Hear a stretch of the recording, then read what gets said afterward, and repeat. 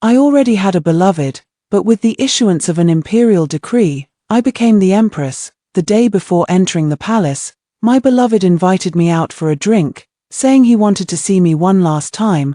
I drank the peach blossom wine he handed me, and immediately, blood flowed uncontrollably from my lower body. His once tender and affectionate face instantly filled with disgust and hatred. Do you really think I love you? Only when you can no longer bear children will my Urao become the most favored woman in the harem. The Urao he mentioned is the name of the current imperial consort. The wine was laced with a full dose of safflower, leaving me unable to conceive again and causing me to suffer from persistent bleeding. After entering the palace, the emperor discovered my hidden ailment and flew into a rage, immediately granting me a cup of poisoned wine and slaughtering my entire Shan family for the crime of deceiving the sovereign. Once again I opened my eyes, and I had returned to the day my beloved invited me for a drink. Hello, everyone. Welcome to my channel. Subscribe us to read wonderful stories every day. Now the story begins. The young man before me had dashing, handsome features, with sharp brows and starry eyes, his sorrowful gaze fixed on me as he handed over that cup of peach blossom brew. Yunshu, this peach blossom brew, I brewed it especially for you. I had hoped to celebrate at our engagement banquet after my coming-of-age ceremony, but now it seems that once you enter the palace gates, it's as deep as the sea. There will be no chance after all. I was momentarily stunned. The concerned face before me overlapped with the one full of disgust in my memory, and I instantly felt a shiver of fear. And that cup of wine in his hand was nothing less than a death warrant for me and the entire Shan family. I fought back the nausea, covering my mouth and nose with a handkerchief, and spoke softly, "Young Master Xie, since this wine was prepared for the engagement banquet, if it's missed, then it's missed. I am already the empress chosen by His Majesty. Young Master Xie, you should know to keep your distance." Then, I subtly signaled to Zizhu behind me with a glance, understanding my meaning. Zizhu quickly took my hand and led me away. "Miss, it's all my fault. I forgot that the boxes to be taken into the palace still need you to check them personally.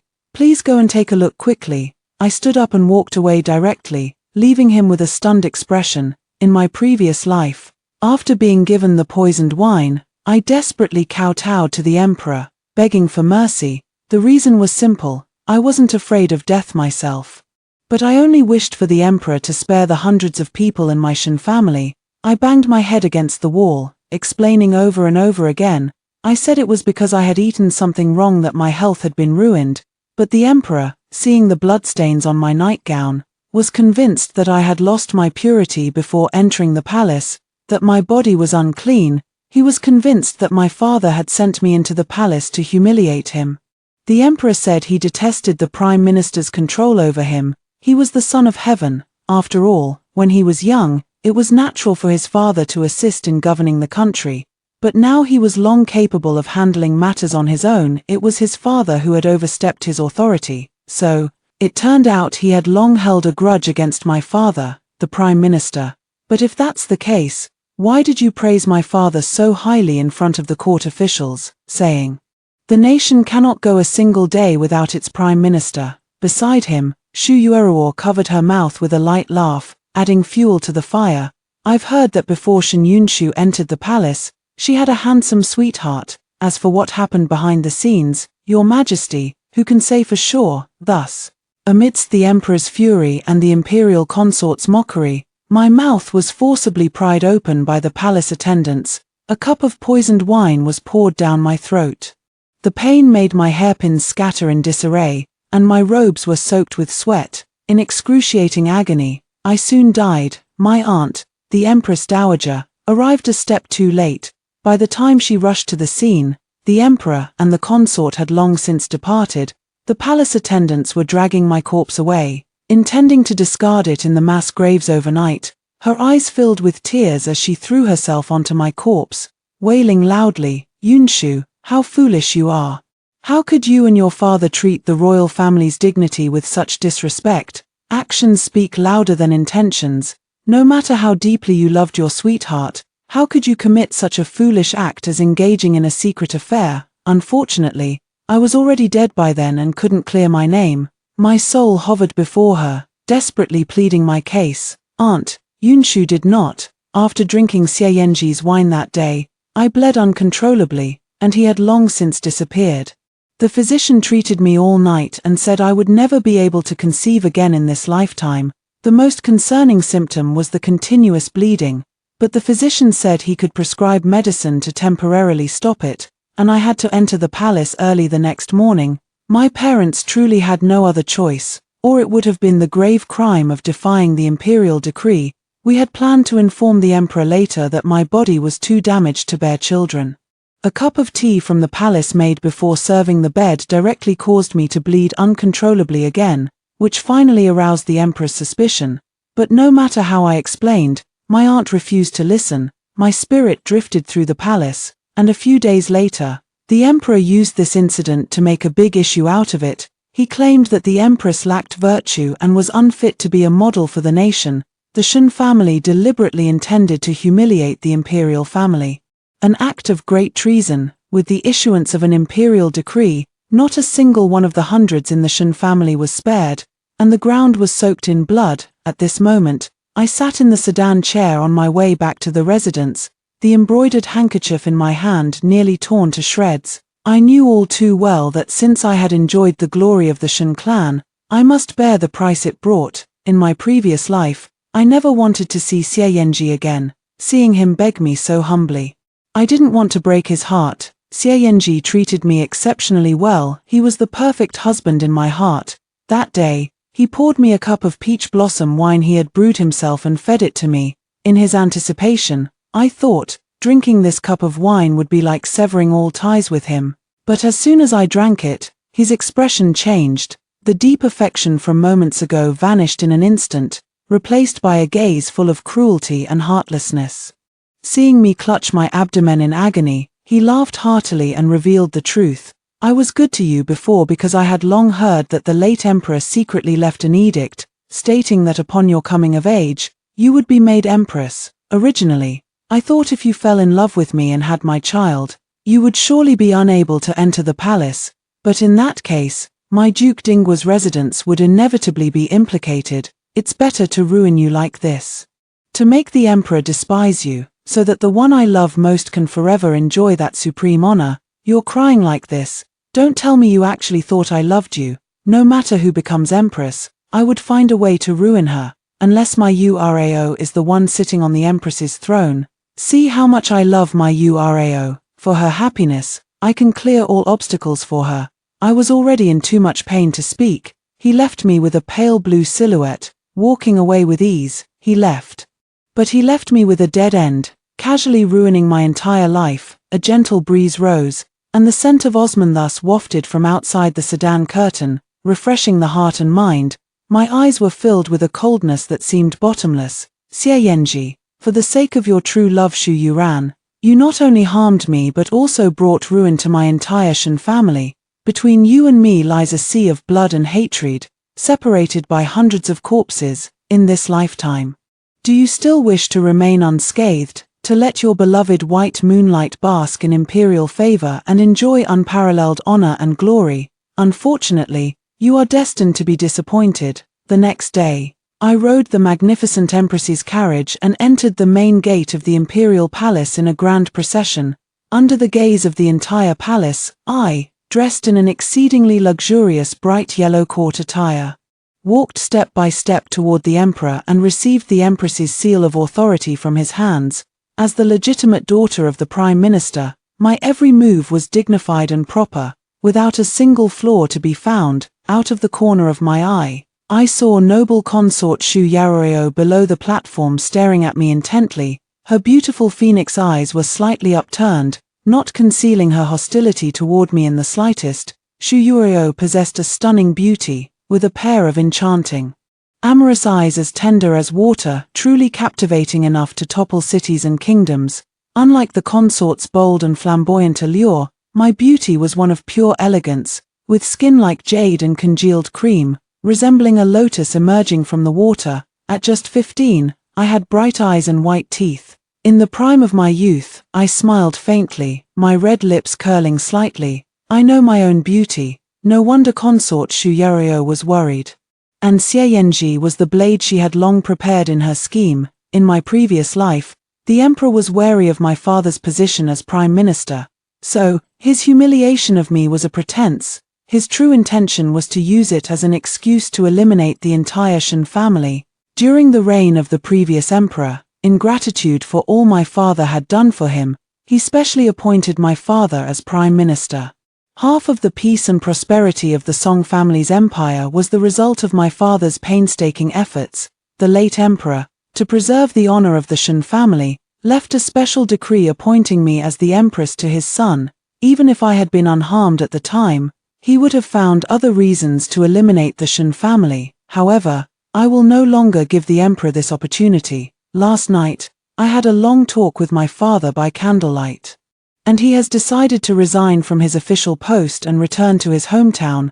Compared to life, wealth and honor are not the most important. I sat in the brilliantly lit Phoenix Roost Palace, waiting for the emperor to arrive. However, I wasn't sure how long he would stay. In my previous life, before entering the palace, the instructing auntie had said that the noble consort was the most favored consort in the palace, bound by the late emperor's decree. The emperor had no choice but to make me his empress, yet the entire palace whispers that the emperor's true wife is none other than noble consort Xu Yuran. She is the emperor's childhood sweetheart. Her aunt was the former consort Rong, now the dowager consort Rong. Consort Rong had previously lost her child, leaving her heart heavy with sorrow. To bring a smile to consort Rong's face, the late emperor specially ordered her niece, Xu Yuerao, to enter the palace to keep her company.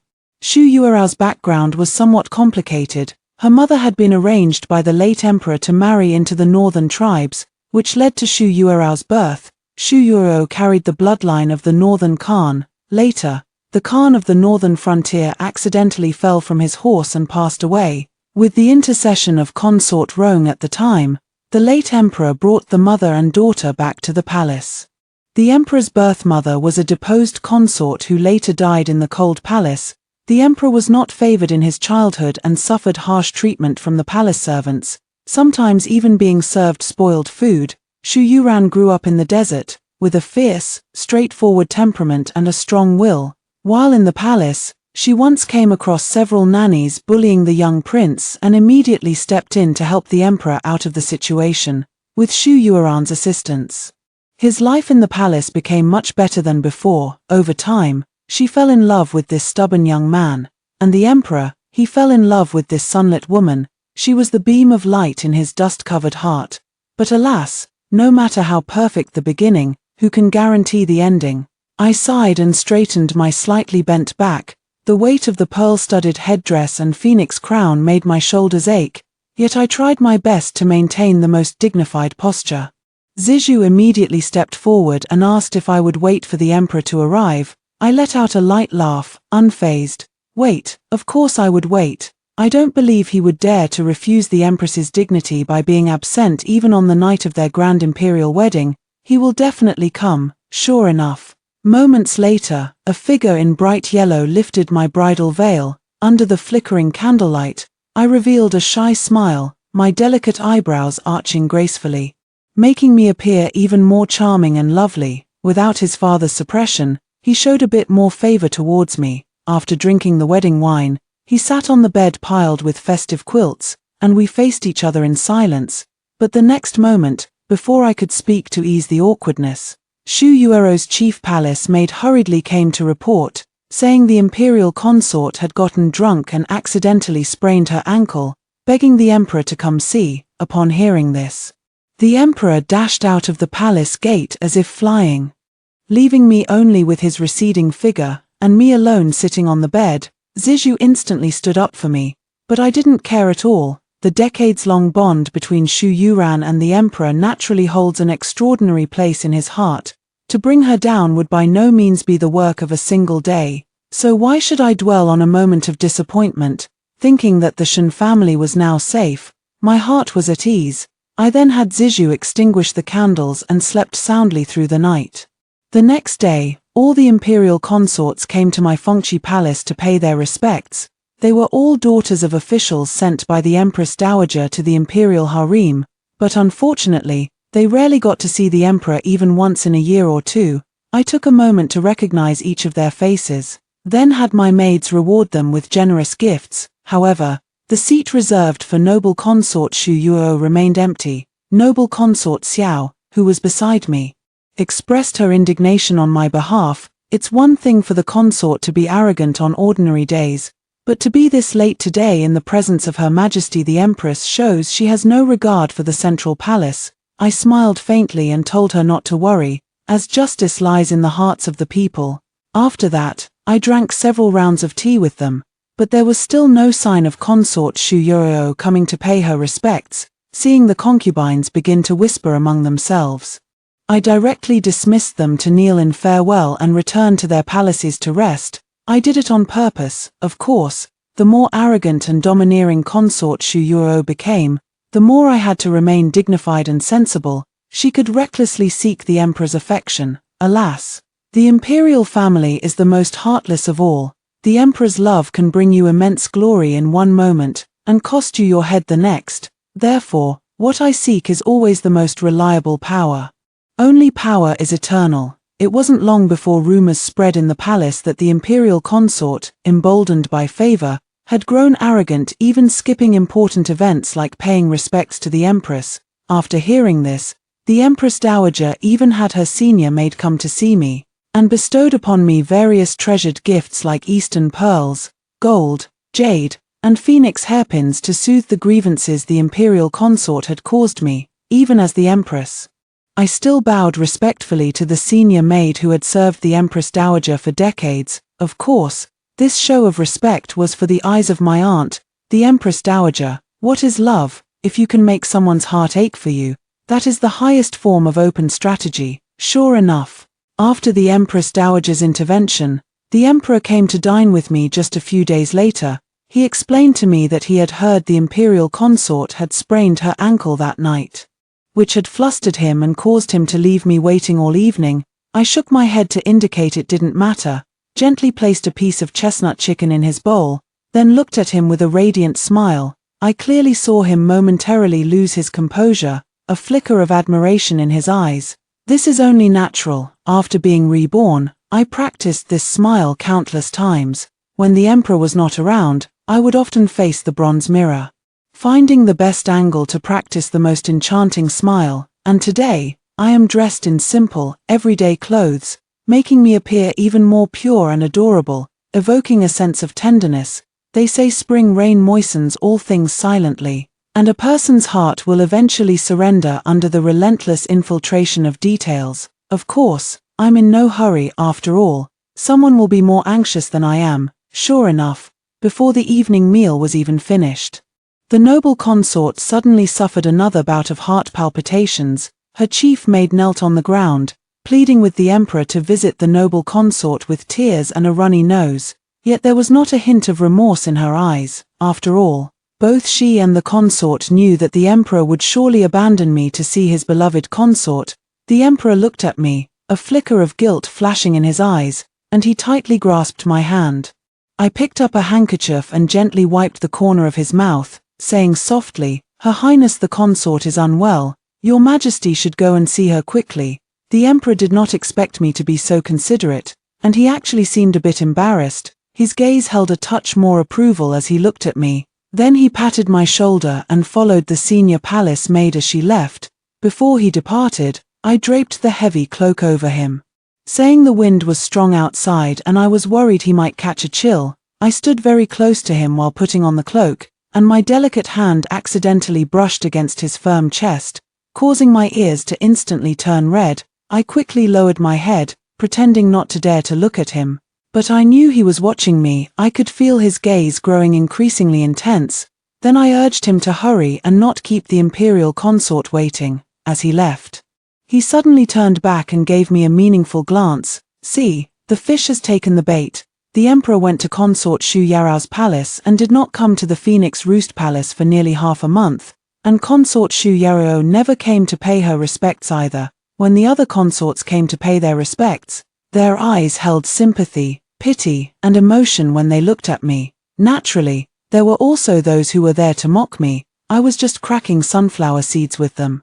chatting about everyday life, and in my leisure time, admiring flowers together, gazing at the vibrant blooms in full splendor in the imperial garden, I softly recited a line of poetry: "Flowers do not bloom for 100 days. If even flowers are like this, how much more so are people?" Yet my calm and detached attitude, in turn, earned me the Empress Dowager's great admiration. In her heart, I was not only her niece but also a queen who seldom felt jealousy. And I could even get along well with all the concubines. Faced with the tough-talking noble consort, I never held a grudge against her. When I heard she had heart palpitations, I even sent the imperial physician to check on her several times, even though the entire harem knew she was faking it. Thus, the Empress Dowager, my aunt, grew even fonder of me. A few days ago, when I went to her palace to pay my respects, she held my hand tightly and repeatedly praised the late emperor for his foresight. Tonight, when the emperor's carriage passed by the Phoenix Roost Palace, he saw many sparkling fireflies. The fireflies flickered in the pitch-black night, shining as brightly as stars. Hearing the sound of the zither inside, the emperor gently pushed open the door of the Phoenix Roost Palace. Before my eyes is the scene of purple bamboo accompanying me, while I, clad in light gauze, dance along with the fireflies.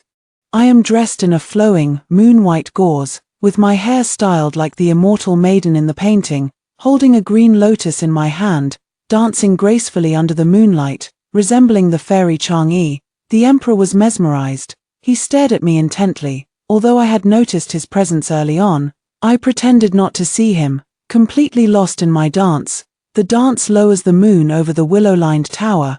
The song exhausts the breeze beneath the peach blossom fan. As the dance ended, he clapped his hands, praising me repeatedly, but I, like a startled bird, instantly reverted to my previous fragile and pitiable state. Flustered as I bowed in salute, my full head of hairpins happened to come loose at that moment, and my dark tresses cascaded over my shoulders, accentuating my fair and delicate skin. He quickly walked to my side and picked me up in his arms, smelling the lily fragrance on me. His gaze grew even more intense. Then, he closed the palace door, and the attendants tactfully withdrew. "Empress, I owe you a wedding night. The crabapple blossoms are most enchanting when first touched by rain. A few delicate blooms, so graceful, seem about to speak."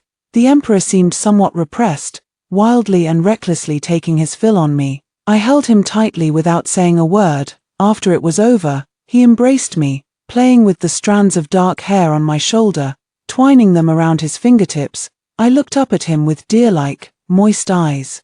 Innocent as a child, in that instant, I saw a flicker of heartache in his gaze. The next moment, he swiftly rose from the bed. Understanding his intention, I quickly helped him into his bright yellow robe and tidied his slightly disheveled hair. Seeing my calm expression, his departing figure paused for a moment. "Empress, I promised the noble consort to visit her palace." Before he could finish, I feigned shyness, quickly pecked his cheek, and then revealed a gentle smile. "Your Majesty is the wise ruler of the realm, and all the people of the land are your Majesty's subjects. As the Empress, I understand even more the principles of assisting your Majesty. Ensuring the stability of the inner palace is my duty, and I dare not forget my responsibilities." Then I tightly held his hand, and under the flickering candlelight, I looked even more beautiful, like a fairy in a painting. "Your Majesty, in my presence, you may always do as you wish. I will always listen to your Majesty. There is no need for concern. Please go see the noble consort." Seeing how understanding I was, the emperor showed a trace of emotion on his face, then promptly left the Phoenix Roost Palace. No matter how beautiful a flower is, seeing it every day will eventually lead to boredom. After a while, the flamboyant peony becomes less interesting than the pure and lovely white orchid. The emperor visited my palace with increasing frequency, and each time, I could envelop his hidden anger with my trembling tenderness. When he came, there was often a trace of bitterness on his face, yet every time he left, it was filled with satisfaction and delight. You see, to win a man's heart, tenderness is always the ultimate weapon. How else can it be said that a gentle blade cuts deepest, each strike taking a life? The imperial consort gradually noticed that the emperor was becoming increasingly unable to keep up with her in the intimacy of the bedchamber. Indeed, Though the emperor never stayed the night when he visited me, I always had a way to leave him utterly exhausted.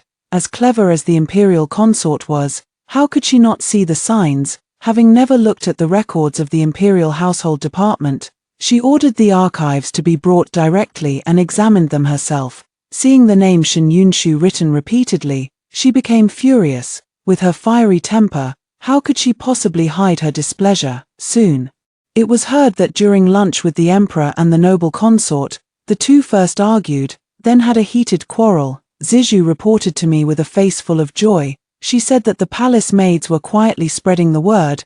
This was the first time the emperor had argued with the consort, and the first time he had failed to appease her, leaving her Weiyang palace in a huff. Looking at Zizhu's beaming face, I simply smiled faintly and then asked her to light the storax incense for me. This incense was the emperor's favorite, and every time it was lit, I would place a few slices of pear on top. Soon, the fragrance of pears filled the room, a clear and slightly sweet aroma that permeated the entire Phoenix Roost Palace. If nothing unexpected happened, the emperor would arrive very soon. However, before the emperor arrived, the imperial consort came first. Her palace attendants rudely pushed open the doors of the Phoenix Roost Palace while I was in the middle of doing my makeup. Long strands of hair cascaded to the floor, the small lattice window half open and half closed, as a gentle breeze swept through, lifting a few locks to dance lightly in the wind. I wore a long gauze dress the color of moonlight, barefoot, beautiful as a painting. She looked at me, her eyes filled with jealousy and anger, her hands trembling slightly. I didn't ask her to bow, but simply walked barefoot past her, then prepared the lychees that the emperor loves. I gently picked up each plump lychee, and after peeling it, the round, crystal-clear flesh was truly delightful. But the next moment, a plate of freshly peeled lychees was pushed to the ground, scattering everywhere. I panicked instantly, my heart aching, and knelt on the ground to pick them up one by one, a dignified empress, kneeling to pick up lychees. Of course, I did it on purpose. The palace maids beside me were already restrained by the consort's attendants. They lowered their heads, not daring to watch me make a fool of myself. I knelt barefoot on the ground, my outer robe slipping off just enough to reveal my delicate collarbones and the unspeakable bruises on my neck. Xu Yuran saw it and was instantly enraged. She stepped forward directly, gripping my neck, her eyes bloodshot. I just looked at her, terrified and weeping, not saying a word. Instead, she laughed in anger. Seeing me cower, she grew even more ruthless. Stop pretending. I despise such hypocritical little vixens like you. What's with this act of innocence just to win the emperor's favor? What does being the empress matter? You're nothing but a fleeting novelty to him, he once said. To become like Mandarin ducks, I'd not regret death. To be his companion, I'd envy no immortal. He also swore that in this lifetime, he would love only me. Let's see who can protect you today. Now that Song Huijin isn't here. Immediately after, a slap landed directly on my face, leaving 5 glaring finger marks on my fair skin. All the palace attendants were shocked, not daring to breathe. Barging into the empress's central palace was one thing, but to actually strike her, this was no longer just arrogance and audacity. It was a crime punishable by the extermination of one's entire clan. The next second, another slap was about to land, and I tightly shut my eyes, calculating the time in her mind. Almost there, just a little longer. Sure enough, a pair of hands stopped her, a bright yellow figure before her tightly gripped her wrist, his face clearly showing 7 parts of anger. Noble consort, she is my empress. How dare you overstep your bounds like this? The noble consort glared at the emperor. Yet she saw him firmly protecting me. Suddenly, a tear fell, and I slowly gave in. She let go of her hand, turned around as if wilted, the vigor she had when she first arrived suddenly gone.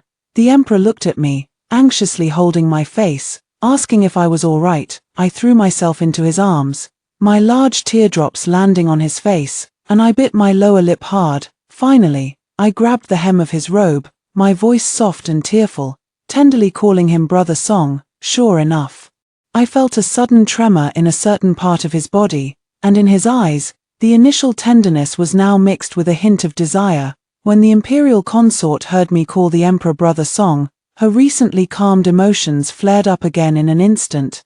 She recklessly smashed all the jewels and jade in my palace, and the masterpieces of calligraphy and painting that the emperor had painstakingly sought for me were torn to shreds by her in just a few moments. Before the emperor and the others could react, she left behind the words, "Song Huijin, you can only be mine," and stormed out of Fengqi Palace. As for me, holding a plate of lychees I had picked up from the floor, I knelt barefoot at his feet, my heart aching so much that tears fell. "Brother Song, it's all Yunshu's fault for being so incompetent that I couldn't even protect the lychees you love the most," he sighed, patted my head, then lifted me into his arms and said helplessly, "You silly little fool, you truly make my heart ache. You are the dignified empress of the central palace. How could you let a mere consort strike you?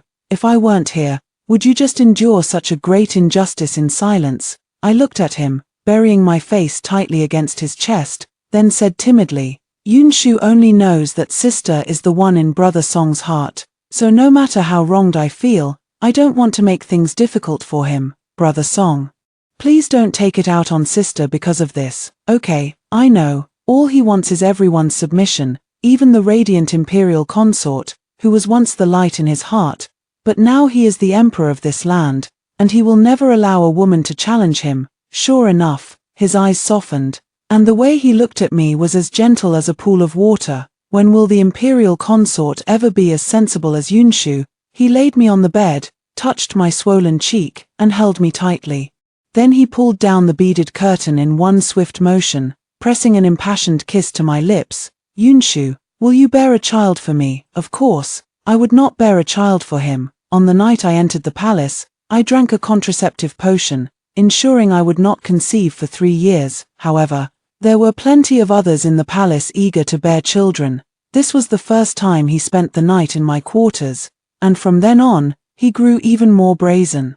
Staying in my palace without restraint, every month I have a few days of discomfort, and upon my recommendation, the emperor visited several other palace consorts. The noble consort was confined to her quarters for a month. However, the noble consort's flute playing is truly exceptional. How could it go to waste? A few days later, as the emperor passed by, the noble consort effortlessly captured his heart with just one melody, everlasting longing. The emperor pushed open the gate of Weiyang Palace and never came out that day, staying at the consort's residence for 7 consecutive nights. Zizhu told me this while I was practicing calligraphy. On the large and small sheets of Xian paper, there was only one character, stillness. Beside me were various history books, half-read. When the emperor was away, I brewed tea and practiced calligraphy, feeling quite joyful and carefree on my own. I also often visited my aunt, the Empress Dowager, in her palace, but that didn't mean I was oblivious to the world outside. The secret letter from outside the palace arrived just as I finished reading that line from the Book of Documents. The human mind is precarious, the moral mind is subtle. Remain refined and single-minded, and hold fast to the mean. I had just tossed the secret letter into the brazier, watching it turn to ashes, when consort Shu Yurang arrived with the emperor and other concubines. The moment the consort saw me, her sharp voice echoed through the entire bedchamber. "Queen Shen Yunshu, how dare you seduce the son of the Duke of Dingwa, attempting to have an illicit affair and defile the imperial harem?" I watched her hysterical outburst and couldn't help but frown. Before I could even decide how to deal with Xie Yanji, he had already lost his composure, or perhaps, for the first time, the noble consort was truly afraid. She was so afraid that someone might truly steal the emperor's favor.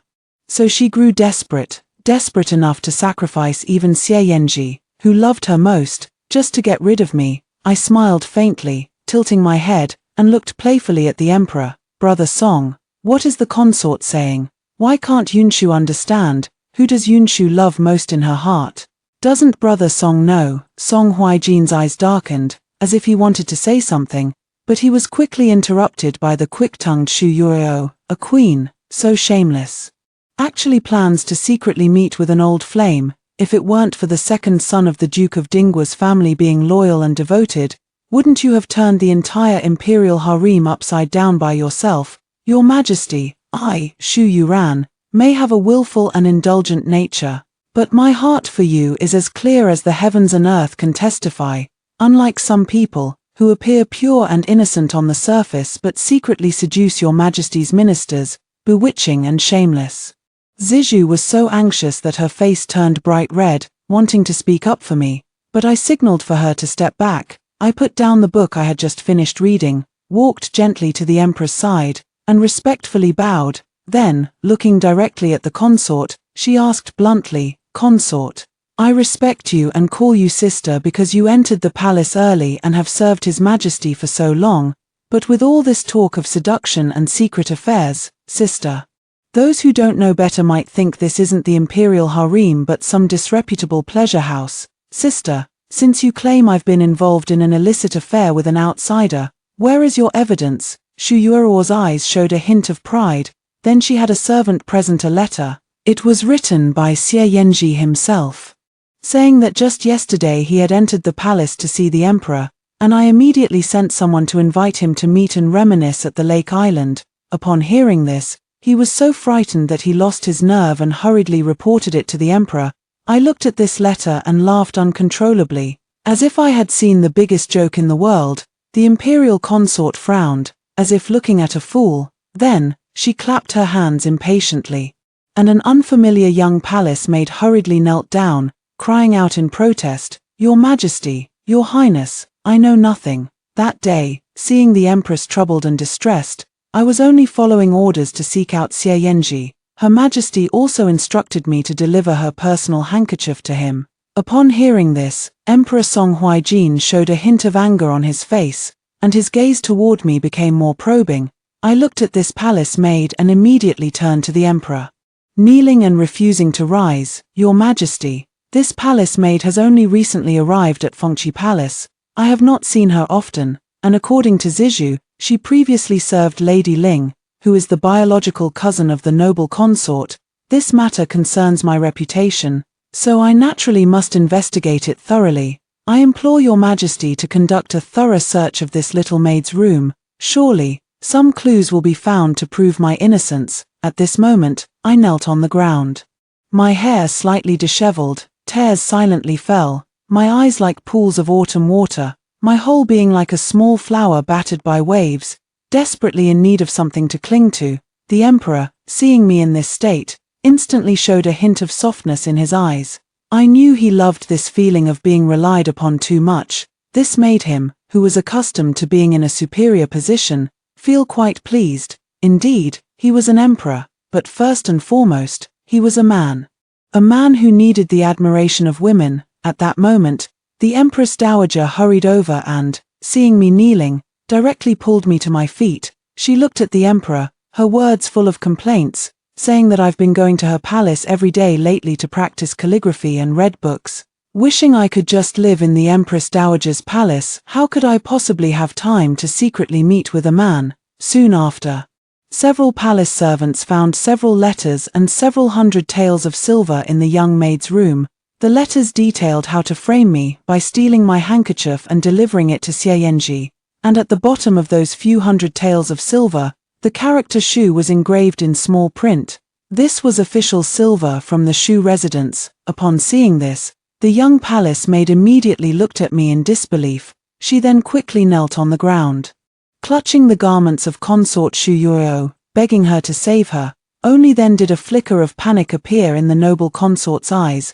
The next moment, she stared fixedly at me, a complex mix of emotions surfacing on her face, and slowly spoke, "Your Majesty, since this matter requires caution, why not summon Xie Yanji to have a proper conversation with Her Majesty the Empress? That way, whether there is any improper relationship between the two will be clear at a glance." The emperor still approved. Xie Yanji soon arrived at Fengqi Palace. He looked at me, his eyes filled with a faint coldness, even a hint of murderous intent lurking beneath. I calmly sat in my seat, slowly taking a sip of tea. He knelt on the ground and refused to rise, saying that we had been childhood sweethearts. But after he learned I was to enter the palace, he severed his feelings for me. Yet I, on the other hand, often subtly continued to tempt him. Even this time he entered the palace, I still wanted to rekindle our past relationship. He knew he was guilty, but even at the cost of his life, he would defend the emperor's reputation to the death. I watched his performance with a barely noticeable, faint smile at the corner of my mouth. I had originally planned to deal with Xie Yanji properly after the imperial consort stepped down, but since he was in such a hurry to meet his end, I had no choice but to grant his wish. I glanced at him, my eyes filled with contempt. For the sake of the woman he loves, I am to become a living sacrifice. This is unfair, it's extremely unfair. So, I feigned panic and exclaimed, is it the Xie family's tradition to slander others without cause? Just because my father resigned from his post, does that mean the Shen family can be bullied at will? I have never been childhood sweethearts with Lord Xie, so how could there be any talk of innocent affection? However, I do know that the one who truly holds Lord Xie's heart is not me, but someone else. After these words were spoken, both the imperial consort and Xie Yanji present showed unusual expressions on their faces. I had long known the most hidden affair in Xie Yanji's heart.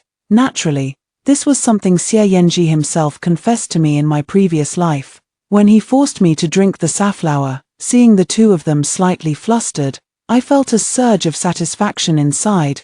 It was time to make this fire burn even brighter. Seeing young Master Xie today reminds me of the rumors from before.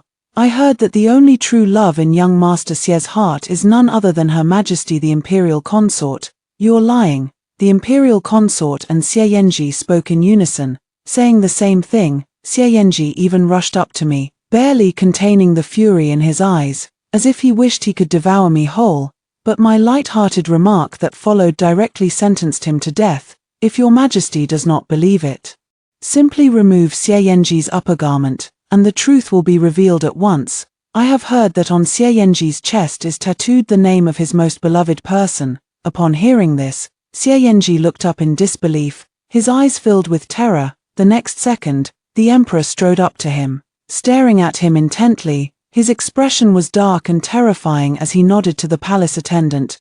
The attendant restrained Xie Yanji, who was desperately resisting, and removed his upper garment.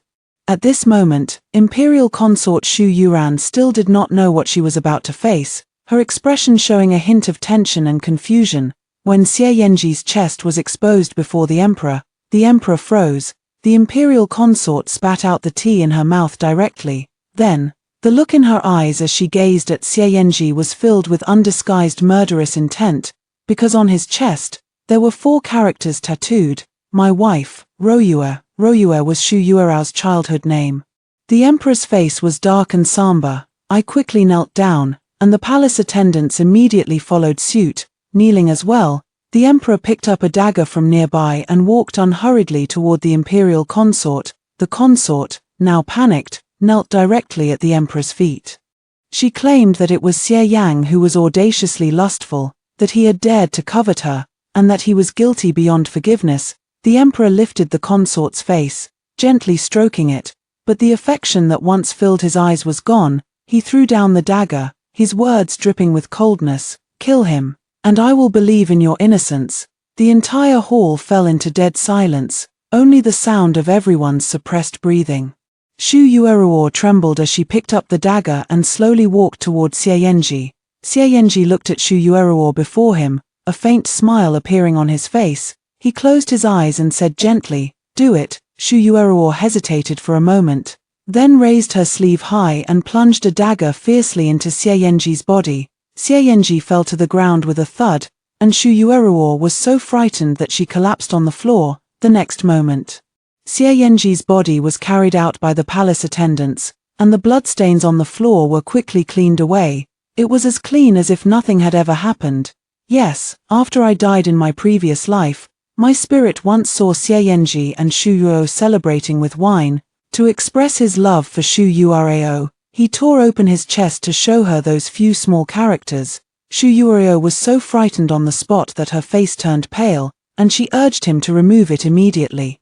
I've long planned to use this tattoo to set a trap, inviting you into the snare. Xie Yanji, oh Xie Yanji, what you love the most will one day be your downfall. I coughed lightly, and Zizhu behind me quietly slipped away unnoticed. The emperor approached, gently helping me up, his face full of apology. Yunshu, I have wronged you. I rushed straight into the emperor's embrace, tears streaming down my face. Out of the corner of my eye, I caught sight of the distraught Xu Yuerao. and a faint smile touched my lips before I spoke softly. Your Majesty is a wise ruler, and I know you will clear my name of this injustice, so, I am not wronged. Seeing the intimacy between the Emperor and me, the noble consort's face instantly darkened. Suddenly, I felt she was like a withered flower. Outwardly, it might still appear radiant, but inside, it had long since rotted away. The imperial consort was once again placed under house arrest, only this time, it wasn't for a month. But forbidden to leave without an imperial decree, the emperor stayed in my palace every night, and I lit the storax incense daily, which he greatly enjoyed. I removed his crown for him and massaged the acupoints on his head. Every time at this moment, he would hold my hand with a satisfied look on his face. It's always so comfortable here with the Empress. Every time I stay here, even without saying a word to you, I feel at peace. You make me feel happy. What a dog of a man.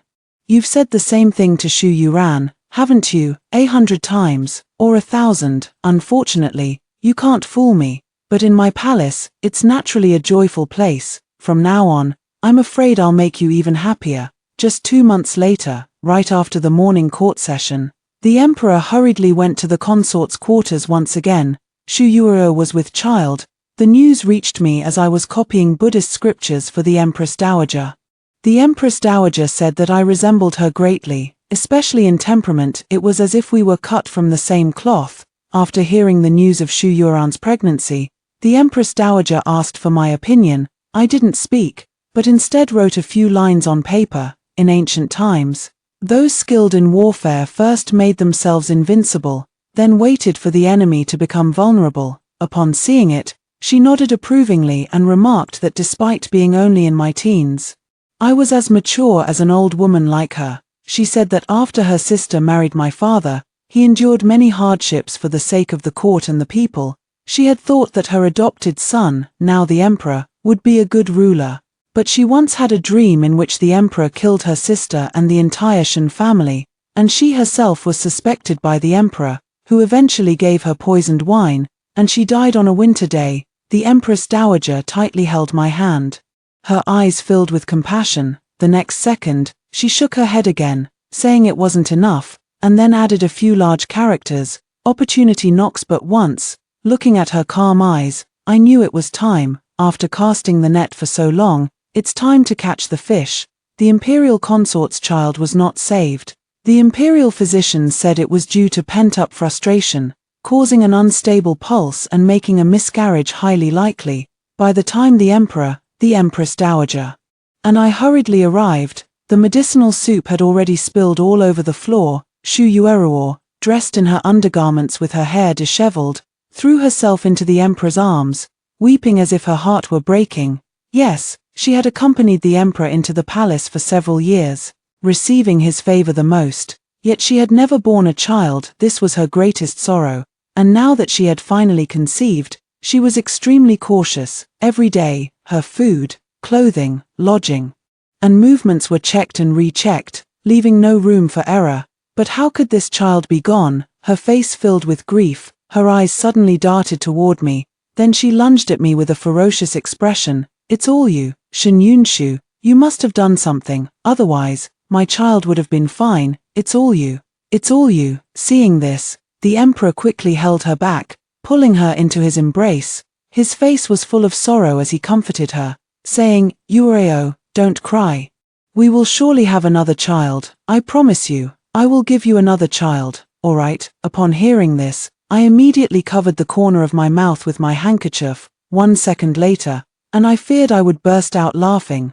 Men are truly ridiculous. They lie without batting an eye. Sweet-talking people with such smoothness. Shu Yue, don't be foolish. You will never have children. The emperor consoled Shu Yue for a long time, and she only fell asleep slowly after crying herself to exhaustion. I stepped forward, touched the emperor's hand, and signaled for him to stay with the imperial consort, then helped the Empress Dowager leave. A few nights later, the emperor was once again angered while at Shu Yueao's place. It was said that the jade pendant he had given her as a token of love was nearly smashed by him in his fury. The emperor then came to my quarters, but I pretended to be asleep. So he ended up staying at the Hall of Mental Cultivation. After the emperor left, I quietly draped a cloak over my shoulders and, under the cover of night, made my way to Shu Yurao's Weiyang Palace. This place is indeed resplendent and magnificent, especially after her miscarriage. The emperor, feeling sorry for her, bestowed upon her various rare and precious treasures. She lay on the bed, having lost a lot of weight, no longer possessing the overbearing demeanor she once had. Seeing me approach, she quickly struggled to sit up and called for her palace maid. I gently sat down on a chair and said that the Empress Dowager has been practicing Buddhism recently, and the dust in the Buddhist hall needs to be cleaned. Her palace attendants had all been sent away and wouldn't be back for a while. She snorted coldly, then put on that haughty expression as if I were her maid. I chuckled softly and got straight to the point. Xie Yanji is dead. Are you sad? She was stunned, never expecting me to bring up Xie Yanji. But the next second, she rolled her eyes at me, and a voice feigning strength came through. A mere young master from a noble family, daring to harbor thoughts about the emperor's favorite consort. He deserved to die. It was his own fault for developing feelings he shouldn't have. From beginning to end, he was nothing but my puppet. I made him do whatever I wanted. Such a useful blade. Wouldn't it be a waste not to use it? I touched the pearls and jade on her head and spotted a phoenix hairpin that I liked. This nine-tailed phoenix hairpin was exceptionally gorgeous, and I was quite delighted. The next second, I directly pulled it out and inserted it into my own hair bun. What a pity. If Xie Yanji knew from beyond the grave that the woman he loved his whole life not only killed him with her own hands but also slandered him like this after his death, I wonder what he would think. In that case, I actually feel it wasn't worth it for him. But today, I'm not here to talk about Xie Yanji. I picked up the bronze mirror beside me, admiring the phoenix hairpin, clicking my tongue in admiration, feeling quite delighted. Indeed, a fine hairpin deserves to be paired with a beauty. Don't you think, sister? Without waiting for Shu Yaro to respond, I went ahead and spoke on my own. I came today because I pity you, sister, and I want to tell you some truths. Sister, the emperor you trust the most has deceived you. You will never have children. Never. As soon as the words fell, only the crackling sound of charcoal from the brazier remained in the air. The hall was eerily quiet. The next second, she lunged at me. But I easily dodged. Her face was pale, her whole body trembling, and though she tried to sound calm, there was a clear hint of panic in her voice. Shen Yunshu, what do you mean? How dare you curse me? I smiled faintly and spoke with ease. Sister, what are you saying? How would Yunshu dare to curse you? I'm merely speaking the truth. Your father was once the great Desert Khan who commanded countless troops. Though he is dead, you still carry half the blood of the desert people. Have you not heard the saying, if they are not of our kind, their hearts must be different? If you were to have a child, it's hard to say whether the desert people might develop improper ambitions. If they were to support your child as emperor to secure benefits for their northern frontier, how could the emperor ever allow it? Moreover, the northern border has only been stable for a few years. How could the emperor possibly take such a gamble? So, the emperor can give you endless affection, but he can never give you a child. But dear sister, why can't you see through this truth that's as obvious as fire heating oil? The emperor's thoughts are so meticulous. The fertility-enhancing decoction you drink every day is actually a contraceptive potion. But sister would never know the truth about the medicine. Just as she searches for the best imperial physicians every day to examine it, she still can't find out. Because the only master of the entire Imperial Medical Institute is the emperor. Shu Yuran suddenly lunged at me, her hands gripping my shoulders tightly, yet her eyes were filled with doubt and panic. No, it must be you, this vile woman, sowing discord between us. The emperor and I have shared so many years of affection, he would never treat me this way. Absolutely not. All I wanted was a child from him. Seeing me standing motionless as she grabbed me, she suddenly let go. Her eyes seeming to recall something. When I entered the palace to accompany my aunt, I often saw the emperor being bullied by others. Though he was thin and small, his eyes were full of light. Even when facing the mistreatment from various servants, his back remained straight and unwavering. I just couldn't stand it, so I took severe revenge on everyone who had bullied him, and only then did his life in the palace become better. He said that as long as he became emperor, I would be his only empress. Not only that, he would make me the most favored empress in history, giving me supreme affection. I would be his only woman. At first, I naturally didn't believe it, but when he said it, he was so sincere, as if a single glance could span eternity. So I willingly helped him. He wanted the throne, so I persuaded my aunt, consort Rome, to switch sides and did everything possible to help him win over the ministers. Only then did he narrowly secure the throne. Then she turned around, as if drained of all energy, and slowly dragged her steps toward the bed. How could a lowly woman like you possibly understand the years of affection between him and me? He said with the imperial decree in place, I cannot become the empress, but he can give me his soul love. I don't care about being some worthless empress, I only want his love, all of it. But after you arrived, everything changed. I could feel it, his heart was gradually no longer with me, that day. He almost smashed that jade pendant, the token of love he gave me, which I had treasured for so many years. He just picked it up and was about to break it. It seems he has forgotten. Anything can be smashed, but that jade pendant must not be. Perhaps there are too many treasures in the palace. He has grown accustomed to them and no longer remembers what is most important. Or perhaps, there are too many women in the palace. And he has gradually forgotten who it was that accompanied him from having nothing to the pinnacle of power. She gently sat on the edge of the bed, and when she looked up again, her eyes were filled with tears. I looked at her, remembering how in my previous life after I died, my spirit watched her write a letter to Xie Yanji, saying that he had done very well, saying that my father and consort Rong's faction had long been at odds, after the emperor's throne was firmly established. His political views increasingly diverged from those of my father. My father advocated for benevolent governance, while the emperor considered it a woman's soft-hearted mercy, so the emperor had long wanted to eliminate my father. Now, by wiping out my Shen clan, they are not only easing the burden for her aunt but also relieving the emperor's worries. All for the sake of her emperor. So in my previous life, was it just that my Shen family, hundreds of people, deserved to be bathed in a river of blood? Then, I gently leaned in and whispered into her ear, do you know why you got pregnant? It's because I had someone secretly switch your medicine. Do you know why your child suddenly disappeared? It's because the emperor fed you a miscarriage-inducing drug mixed with safflower in your prenatal tonic. Although your mother is Han Chinese, you carry the blood of a foreign race. Do you really think the emperor would risk the throne being usurped by having a child with someone of foreign descent? You see, such a simple truth, yet you fail to understand it, to see through it, or perhaps, deep down, you do know, but you chose to gamble, to test your weight in his heart. Now you know, the emperor does not love you as much as you imagined. He loves no one. He only loves himself. Upon hearing this, she looked at me in disbelief, her face full of shock and horror. Then, she covered her head and let out a loud wail, crying and laughing as if she had gone mad. Her voice was piercing and mournful, like that of a vengeful ghost. You see, no matter how much you love someone, you should never treat another person's life as worthless or as a tool to curry favor. She loved the emperor too much, so much that she lost herself. Now that she knows the truth, and with her strong-willed nature, she can no longer force herself to feign affection for the emperor.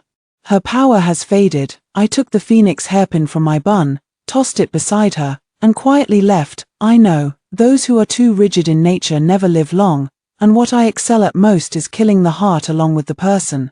Xu Yuo is dead. The very night I left, she set herself on fire in the Weiyang Palace. I heard the fire in Weiyang Palace burned for a full day and night, and her remains were charred black by the flames. When the palace servants carried out her body, her hand, burned to charcoal, still tightly clutched the token of love between her and the emperor, that jade pendant. When the emperor came to my palace, his complexion was very poor. He held me tightly, his voice choked with emotion. Then, he looked at me and asked if he had done wrong.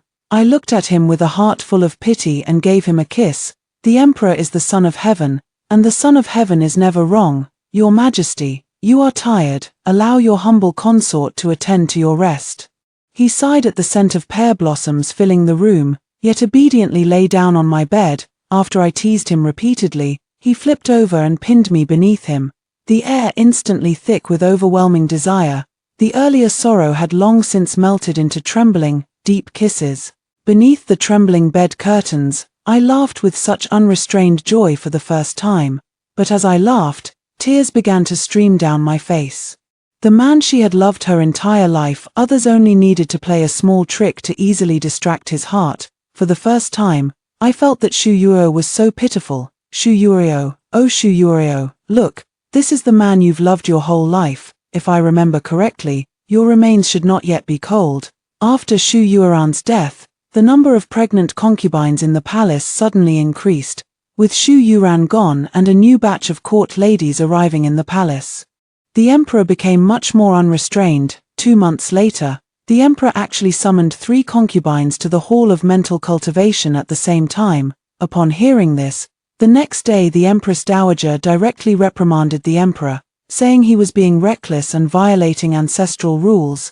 Naturally, as his nominal mother, she had to put on a show, but my aunt did not actually punish him, and I had long since used the excuse of catching a chill.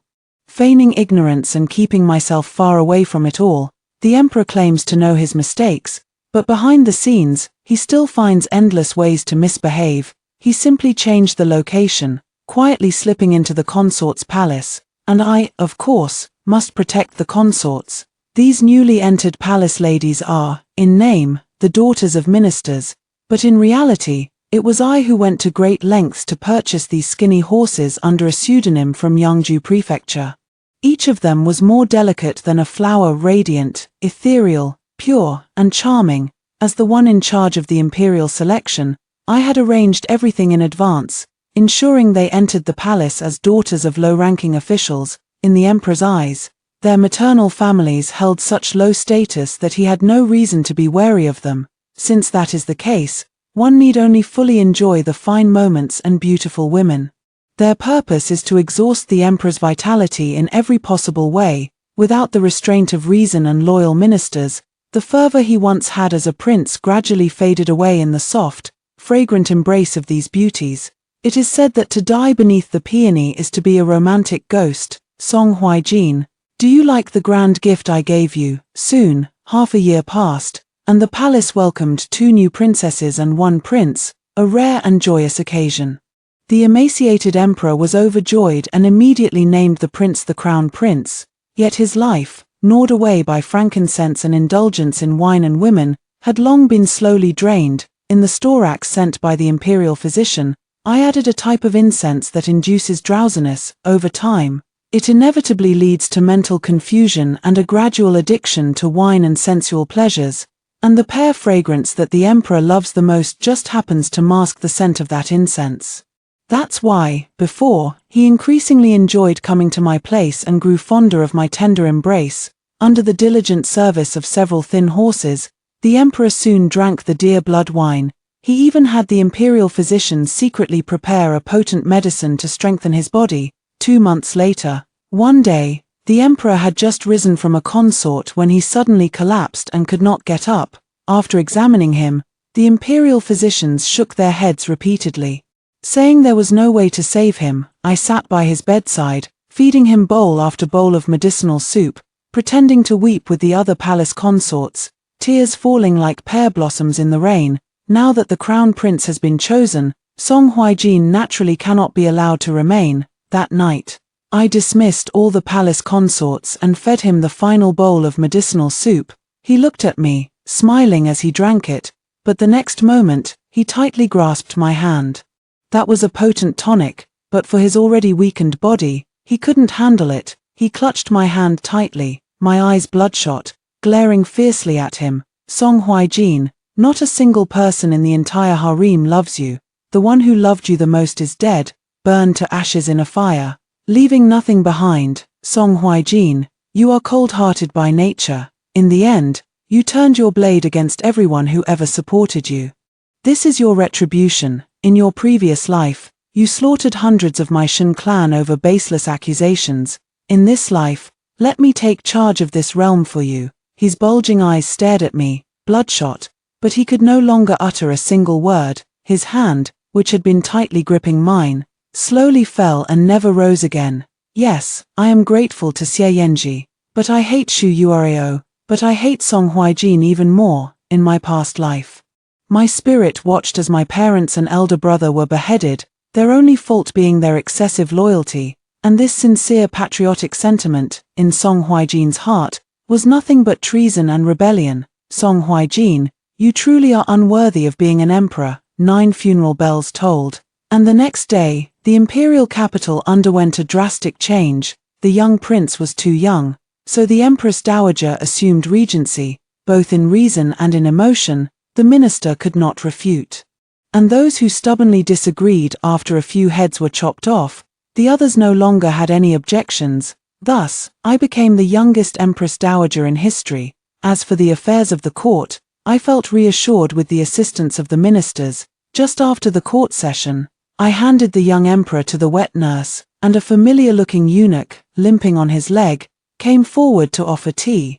Isn't this my old acquaintance Xie Yanji? He was kneeling on the ground, trembling with fear, not daring to utter a word. Oh, right, he had long since had his tongue torn out, so how could he possibly speak? I leaned in close and whispered softly in his ear, Xie Yanji, that day I arranged for someone to save your life early on, but it wasn't for nothing. You have good looks. So I directly sold you into the Southern Breeze Pavilion. I heard you were quite popular among the young masters of noble families. What a pity, you actually tried to run away in the end. Every time you ran, they broke your bones. In the end, they nearly beat you to death, and it was I who saved you again. Now that I have severed your lineage's fortune and arranged for you to enter the palace, see what great blessings you have received. However, while the death penalty may be avoided, living punishment is inevitable. I recall that in Shu Yuro's palace, there was a eunuch who also had a fondness for handsome young eunuchs. I have specially transferred him to the Shokong Palace. He will treat you well. From now on, you shall be with him. After saying this, a lewd-looking eunuch nearby quickly knelt down to express his gratitude. I nodded, and the eunuch dragged Xie Yanji out like a dog. Soon after, a piercing scream came from the servants' quarters, startling a few birds into flight. I sipped my tea and casually rewarded the palace maids and eunuchs serving the tea with a handful of gold melon seeds. For no other reason than that today's tea was exceptionally sweet and fragrant. The end. And so the first story ends. What do you all think? Feel free to share your thoughts in the comments, and if you enjoyed it, please give this video a like. Now, here's the second story. It has been 2 years since we married, yet I still need to rely on aphrodisiac incense to share a bed with Ji Yusheng. During our intimate moments, he would pick up a piece of my undergarment to cover my eyes and softly laugh.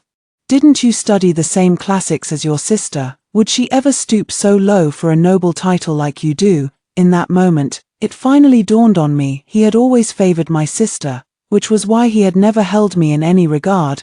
When I opened my eyes again, I had returned to the year I came of age. The betrothal gifts sent by Ji Yusheng hadn't even warmed up in the courtyard, and the towering man before me, who would one day become the Duke of the State, asked me what my wish was. This time, instead of asking him to crush the Xiongnu to avenge my brother, I said, marry me. My mother married beneath her station when she wed my father. Back then, she took one look at that dashing young scholar parading through the streets on horseback and was certain he would achieve great things someday. She was so determined to marry him that she even severed ties with her own family. My mother wanted an official title of nobility, and my father indeed proved to be as exceptional as she had predicted. The year my mother was pregnant with my older brother, my father received consecutive promotions, earning him the qualification to petition for a noble title. So she waited with a heart full of joy, only to end up waiting for her father to bring home a pregnant woman from outside. He elevated that woman to the status of an equal wife and even petitioned the emperor to grant her an honorary title. Father said she was his childhood sweetheart, who had accompanied him all the way from being a commoner to becoming a high-ranking official. Though they had never been formally married, they had long shared the bond of husband and wife. He could not let her down. Before mother was married, she was a noble lady with high aspirations. After learning the truth, she angrily questioned him about why he had married her in the first place. Father simply said that it was all mother's wishful thinking. But in the end, mother did not seek a divorce. In the Pei residence, she and the co-wife lived at opposite ends, fighting with each other every day. When my brother was born, the concubine next door also gave birth to a daughter. From then on, My mother had a new hope. She longed for my brother to excel in his studies and rise swiftly in the world. As his birth mother, she would then be entitled to an honorary title. My father did not favor the children in the household based on their birth mothers. He simply preferred the clever ones. Thus, my sister and my brother lived as comfortably as fish in water, while my days were very difficult. Kneeling in the ancestral hall, copying books, and fasting were all common occurrences. As long as my academic performance was worse than theirs, I would be punished. But I was always worse than them. This wasn't because I was lazy. To catch up with them, I had tried every method of rigorous study. Even tying my hair to the beam and pricking my thigh with an awl to stay awake. But my elder brother and sister were simply too exceptional. Everyone in the capital admired Minister Pei's children, elegant and talented, brilliant and extraordinary. They were truly heaven-sent geniuses. I don't have that much talent, and I can't make the dean of Dongguan Academy break the rules to accept me like they did. In the end, it was my older brother and sister who went to plead with the dean. Out of regard for his favorite students, the dean waved his hand and granted their request. Although during my 3 years at Dongguan Academy, I burned the midnight oil and studied day and night, eventually achieving quite good results, and people occasionally mentioned me when talking about the Pei family's children, but my father still gave up on me. In the mansion, when I paid my respects and bowed to him, he always acted as if he hadn't seen me. For items like handkerchiefs, which daughters offer to their fathers as tokens of filial piety, he would only use the ones embroidered by my elder sister, even though the embroidery masters said my needlework was among the finest in the capital. As for mother, she had no time to spare for me. Every day, she was busy brewing nourishing soups for my elder brother, hoping he would soon earn her an official honorific title. The only ones in the mansion who treated me well were my elder brother and sister. Each time mother left his courtyard, my elder brother would quietly call me over to share those nourishing meals with him. My sister always enjoyed buying things for me. Any jewelry or trinkets she fancied, she would get me a matching set. However, she had to give them to me in secret, because my mother disliked her, and her own mother forbade it.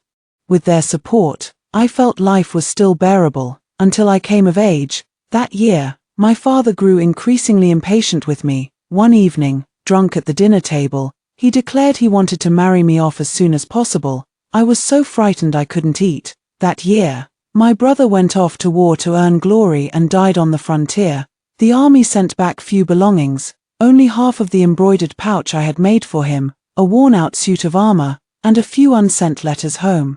The armor was used to build a cenotaph. Father said my brother was useless, and he didn't read any of the letters, tossing them all to mother. My brother's death deeply affected mother, and she suddenly fell into a state of hysteria. When her hysteria flared up, all her usual high spirits vanished without a trace, and she would only spend the whole day murmuring my brother's name under her breath, and when she was lucid, she would just hold my brother's letters from home and weep.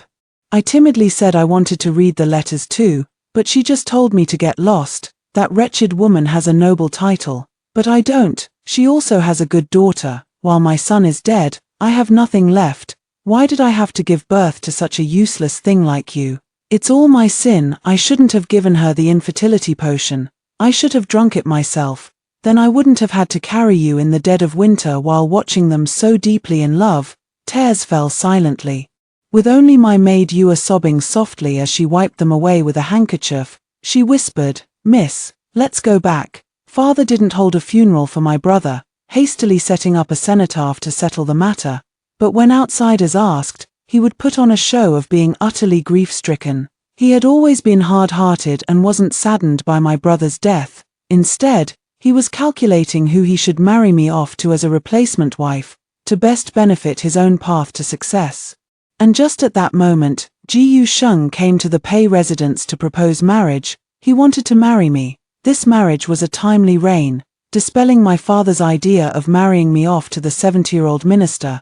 And it also lifted my mother's spirits. She gripped my hand tightly, full of vigor, and laughed heartily. "Excellent. So you've hooked him. Why didn't you say so earlier?" I lowered my head. I don't know what happened either. Ji Yu Sheng and I weren't familiar with each other. Our only interaction was at Dongguan Academy. He was in the same grade as my older brother and sister, and was their close friend. so whenever he saw me, he would call me little sister. Mother didn't pay attention to my unusual behavior and just continued speaking. The heir of the Marquis of Yuanan. What a fine husband. You're about to become the wife of a noble heir. Remember, when you arrive at the Marquis residence, be respectful and observe proper etiquette. Be filial to your parents-in-law, and most importantly, win Ji Sheng over quickly so he can request an imperial title for you. That woman has an imperial title, and soon my daughter will have one too. Ha ha ha ha, an imperial title, yet another imperial title. Mother's laughter echoed in the dim and desolate room. Her once black hair had turned mostly grey, her face haggard, like a candle flickering in the wind, so I couldn't say anything, just nodded. After marrying into the Marquis household, life became much easier than at home, yet although it was Ji Sheng himself who wanted to marry me, after the wedding he treated me very coldly. On our wedding night, he lifted my bridal veil, glanced down at me briefly, then left without a word. My parents-in-law treated me better than Ji Sheng did, though it could only be described as polite, with a subtle sense of distance. During my 2 years in the Marquis household, I served Ji Sheng with utmost care, attended to my in-laws with thoughtful consideration, and after enduring countless hardships, I finally earned the unanimous praise of everyone in the estate. Yet I never managed to move my husband's heart, although I had long been eligible. He never once petitioned for a noble title on my behalf. I dared not return to the Pei residence, dared not face my mother when she was lucid. She would always grip my hand and ask how much longer it would take. Questioning why I was so useless, my in-laws couldn't stand watching anymore and gave me some advice. You've been married for 2 years now, it's time for you and Sheng to think about having children. When the time comes and you have sons and daughters, you should also have an official title to your name.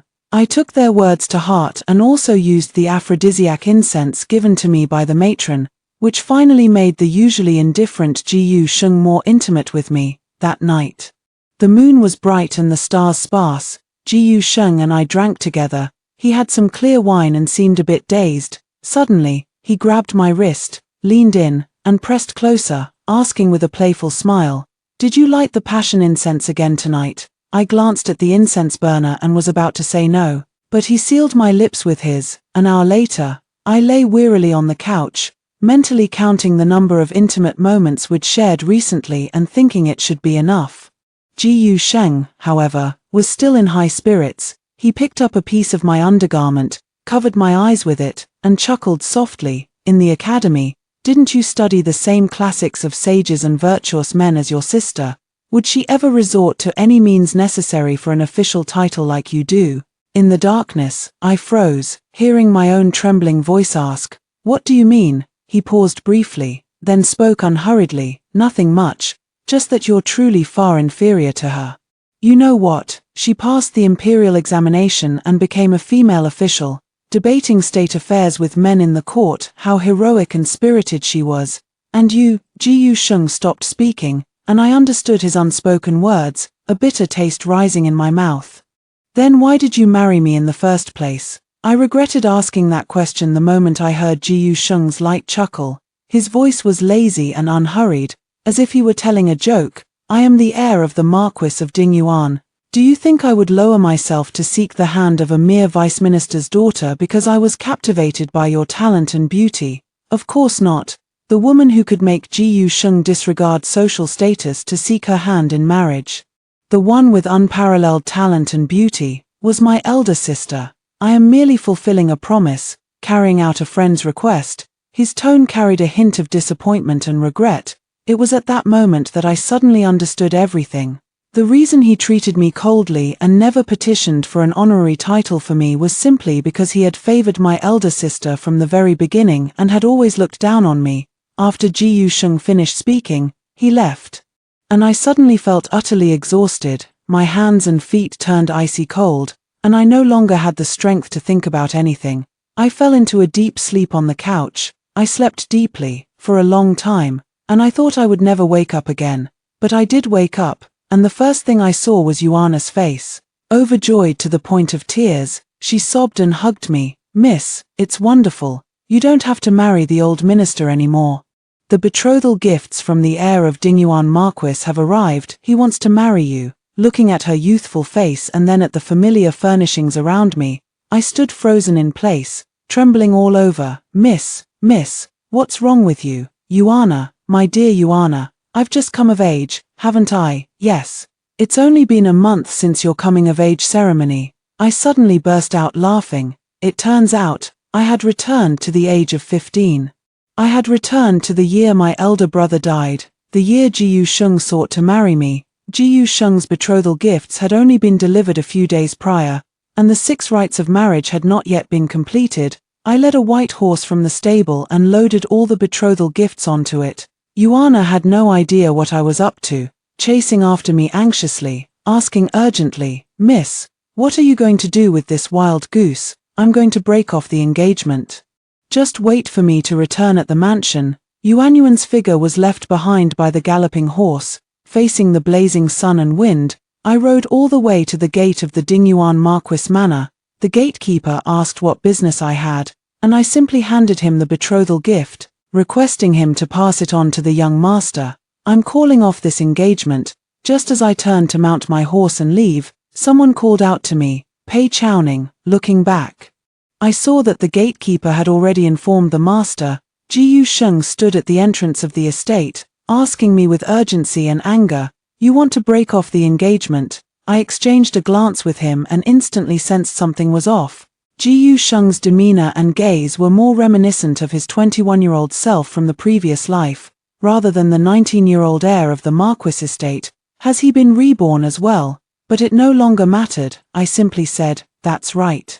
I'm here to break off the engagement. Thank you for your previous care, but I won't trouble you this time. On the way back to the residence, I rode my horse at a leisurely pace. As soon as I entered the door, I saw my father's furious face. He didn't bother maintaining his usual gentle and refined demeanor, raising his hand to slap me across the face. You unfilial son, how dare you go to the Marquis's residence to break off the engagement? I couldn't dodge it and took the blow head on. My left cheek quickly swelled up red, and I tasted blood between my teeth. Fortunately, the heir sent word that he won't hold it against you. Go kneel in the ancestral hall now, and don't get up until the betrothal gifts are delivered again. If this marriage falls through, I'll hold you accountable. I lifted my eyes and saw my sister standing far behind father. She covered her mouth with a handkerchief, tears glistening in her eyes as she shook her head at me. She advised me to be obedient, or else I would face a heavier punishment. I smiled, touched my swollen cheek, and respectfully replied, All right, I'll go see mother, and after that, I'll go kneel. When I went to mother's courtyard, I was in luck. She was awake. She had ordered all the windows in the room to be closed and was stubbornly reading a letter by candlelight alone. I pushed the door open and called out to her urgently, Mother. She remained motionless, turning a deaf ear. I patiently softened my steps, slowly walking over, tears welling up in my eyes. Mother, brother is already gone, and father refuses to hold a proper funeral. He is a heartless man. Can you divorce him, please? Let me take you away. My embroidery skills are excellent, and I've saved up some silver over the years. We can leave the Pei residence, buy a house, and live on our own. All right. What answered me was my mother's resentful eyes and a slap. Why did you call off the engagement, if you don't marry Ji Yusheng? Do you really intend to marry that old minister and make me lose all face? Why on earth did I ever give birth to you? She began to weep again, her sobs full of sorrow and self-pity, but I only wiped away my tears in the darkness and whispered, This is the last time. This is the last time I will ever consider you. As soon as I stepped out of my mother's room, I saw my sister standing at the door. Normally, she wouldn't come to my mother's courtyard, but today, sensing something was wrong with me, she made an exception and followed me here. She stood at the door, hearing everything clearly. As soon as I approached, she pulled me into her embrace. My sister's tears fell, landing on my forehead. Feeling a little warm, her voice trembled. Why do you want to break off the engagement? Marrying into the Marquis's household is still better than staying in the devouring Pei family. Xingji is gone, and I can't protect you at home. Chowning, please listen to me. Go to the Marquis's household first and live your life. All right. I leaned against her shoulder, holding her tightly. You gave him up for me, but what will you do for yourself? She sighed softly. Don't worry about me. I'll take the imperial examination for female officials. As long as I achieve something, father won't make things difficult. In my past life, my sister did indeed pass the examination and became a female official, but at this moment, the emperor had only just begun to restore the path for women to take imperial examinations. The system for female officials was still in its infancy, full of uncertainties and challenges. Yet, my sister resolutely chose this difficult path for herself. I sniffled. You will pass the exam. You will wear the jade crown, meet the emperor, fulfill your ambitions in the court, and leave your name in the annals of history. I smiled again, looking into her eyes. But I won't be going to the Marquis's residence. I'll go somewhere else. Sister, please help me one more time. I begged my sister to keep it a secret from everyone and helped me sneak out of the mansion. The capital was bustling, with brilliant lights as night approached. Vendors were busy shouting loudly, hoping to make a bit more business before heading home. And holding the half of a sachet that my brother had sent home, I knocked on the gate of the general's mansion, which had grown cobwebs from long being unoccupied. The door opened quickly, revealing a tall, handsome man with red lips and white teeth. Seeing my swollen face, he froze for a moment. I asked him, "Do your words from before still hold true?" Murongqing nodded. "They do." I nodded slightly. "All right, then I want you to marry me. I'll go with you to guard the border. I'll search for my brother's remains and give him a proper burial." Back at Dongguan Academy, my brother was closest with Jiyu Sheng. Later, when he entered officialdom, he also became acquainted with Murongqing. Murongqing was the emperor's nephew, a man of prominent status. In his youth, his parents sacrificed their lives on the battlefield, and from then on, no one disciplined him. The emperor, in turn, doted on him excessively, for a long time. He was known in the capital as a young noble from a distinguished family, but people only knew one side of the story, unaware of the other. This seemingly frivolous man would, 2 years later, crush the Xiongnu and return in triumph, bringing peace and prosperity to the people of the land. Back then, my brother and Murongqing went off to war together, but when they returned, only Murongqing was left alive. He came to the Pei residence to find me, saying that he had been entrusted by his dear friend on his deathbed to take care of me. Murongqing asked me if I had any wishes. With tears in my eyes, I only asked him to crush the Xiongnu and avenge my brother. The man did not hesitate and immediately agreed. "Even if you hadn't said it, I would have done this. I came to ask if you have any other wishes," he said, his Adam's apple moving slightly as his tone softened a little. "Xingji said that your days in the residence have been very difficult. If you are willing, I will take you away from the Pei residence."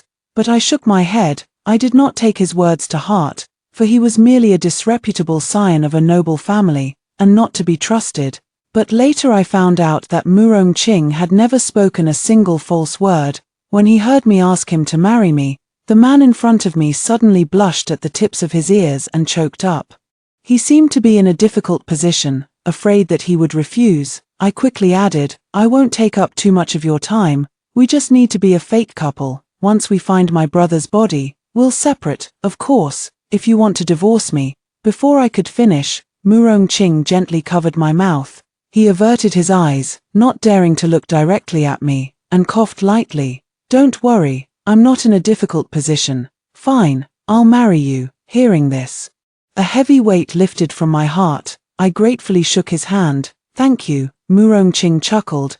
"Well, I thank you too. Don't just stand at the door, come in and talk." He ordered the attendant in the residence to fetch some golden wound medicine, and without another word, began applying it to me. "What happened to the injury on your face?" I touched my face and realized it was swollen quite high. My father and mother had each slapped one side, so both were taken care of, quite symmetrical. "Really, it's nothing, just a minor injury. I'm used to it, but this did stir a bit of worry in me. Could you marry me as soon as possible?" I looked up into Murongqing's eyes, feeling somewhat ashamed. "If it's too late, I might not live to see you again. Once father discovers I've run away, he'll probably break both my legs." The man's hand applying the medicine paused. For some reason, his expression turned rather unpleasant. "All right. After I finish applying your medicine, I will enter the palace to request the decree." When returning to the Pei residence, Murongqing came with me. the gatekeeper, Uncle Zheng, was both surprised and delighted to see me back. He hurriedly opened the gate and cautiously reminded me, "The master is discussing business with someone in the main hall, and he seems to be in a good mood. Miss, you should take this chance to slip in quietly." He had worked at the Pei residence for over 10 years. Watched the three of us siblings grow up, and treated us very well, always helping to cover up our sneaking out of the residence. I nodded gratefully. As we passed through the courtyard, Ji Yusheng's betrothal gifts had arrived once again, lying peacefully on the ground. Seeing this, a trace of annoyance flashed in Murongqing's eyes as he spoke with some urgency. "I will have the betrothal gifts prepared by tomorrow," I reassured him. "It's all right, whether these things are there or not. I'm going to marry you." Before we even reached the main hall, the people inside came out and ran into us head-on. Seeing that I had brought a strange man home, my father's initial look of joy instantly vanished without a trace. As his hand was about to habitually rise again, Murongqing stepped in front of me, his hand resting on the long sword at his waist, a fierce expression appearing between his brows. "You wouldn't dare." Meanwhile, Ji Yusheng on the side coughed in displeasure. His phoenix eyes slightly raised. "Uncle, don't forget what you promised me. I want her to come to my residence safe and sound for the wedding." He stared straight at me, which made Murongqing somewhat displeased. "She won't marry you, Murongqing." Ji Yusheng finally gave him a proper look, letting out a scornful laugh with a hint of arrogance. "What are you doing here?" "I've come to propose marriage." Murongqing's calm statement caused an uproar throughout the hall.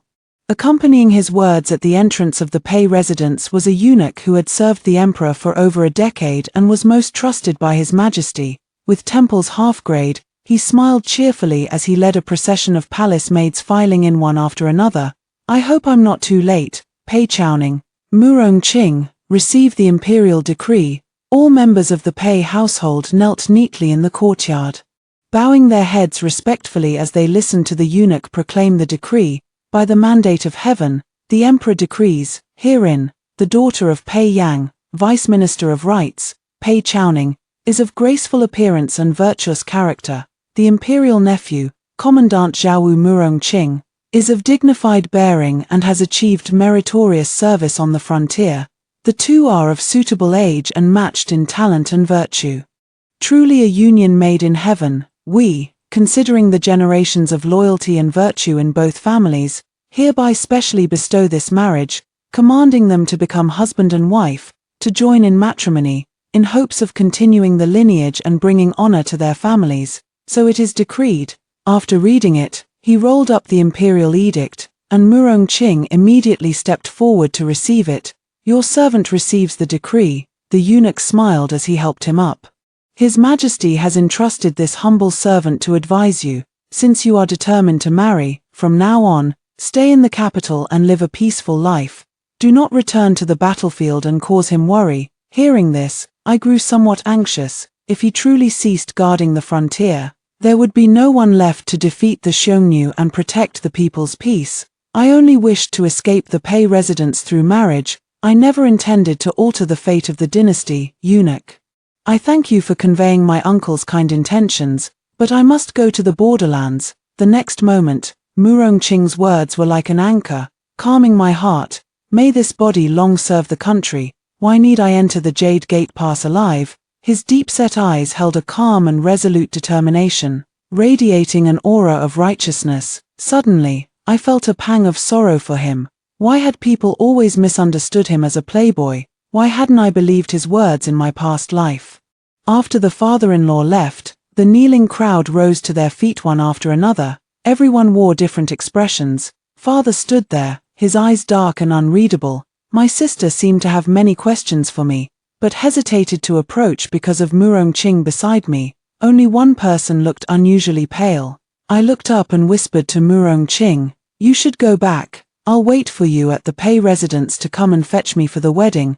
But looking at my still swollen cheek, he hesitated. "You should come with me. If you stay in the Pei residence, I won't feel at ease." "It's all right. With the imperial decree, my father won't dare to do anything to me." Murongqing lowered his gaze in thought for a moment, then handed me the sword from his waist. "If anyone dares to bully you, just draw this sword. I'll take responsibility for the consequences. I couldn't help but smile. All right. After he left, I turned to find my sister. But I had only taken a few steps when Ji Yusheng grabbed my arm and pulled me away without explanation. Pei Chowning, I have something to ask you. My sister, confused, quickly jogged over to stop us. What is the meaning of this, Your Highness? Ji Yusheng didn't look at her, but whispered to me instead, saying that old debts from our past life remained unsettled and he needed to speak with me in private. So I nodded at my sister. I'll be right back. Only when we reached the deserted eaves did Ji Yusheng stop walking. His lips trembled, the corners of his eyes tinged with red, his expression one of sorrow I had never seen before, completely devoid of the usual dignity of the young marquis. Just because I didn't request an imperial title for you, you're going to find someone else. His eyes were bloodshot as he gripped my shoulders fiercely and growled in a low voice, Pei Chowning, you can't do this. That day at court, I already reported to His Majesty. The imperial decree granting the honorary title will arrive the very next day. Your sister has already received an official rank. How could I let you have nothing? I lowered my gaze and gently brushed his hand away. You've misunderstood, young master. I didn't mean it that way. It's just that from now on, I no longer wish to hold the title of Lady of the Court. He was taken aback, tears streaming down his face.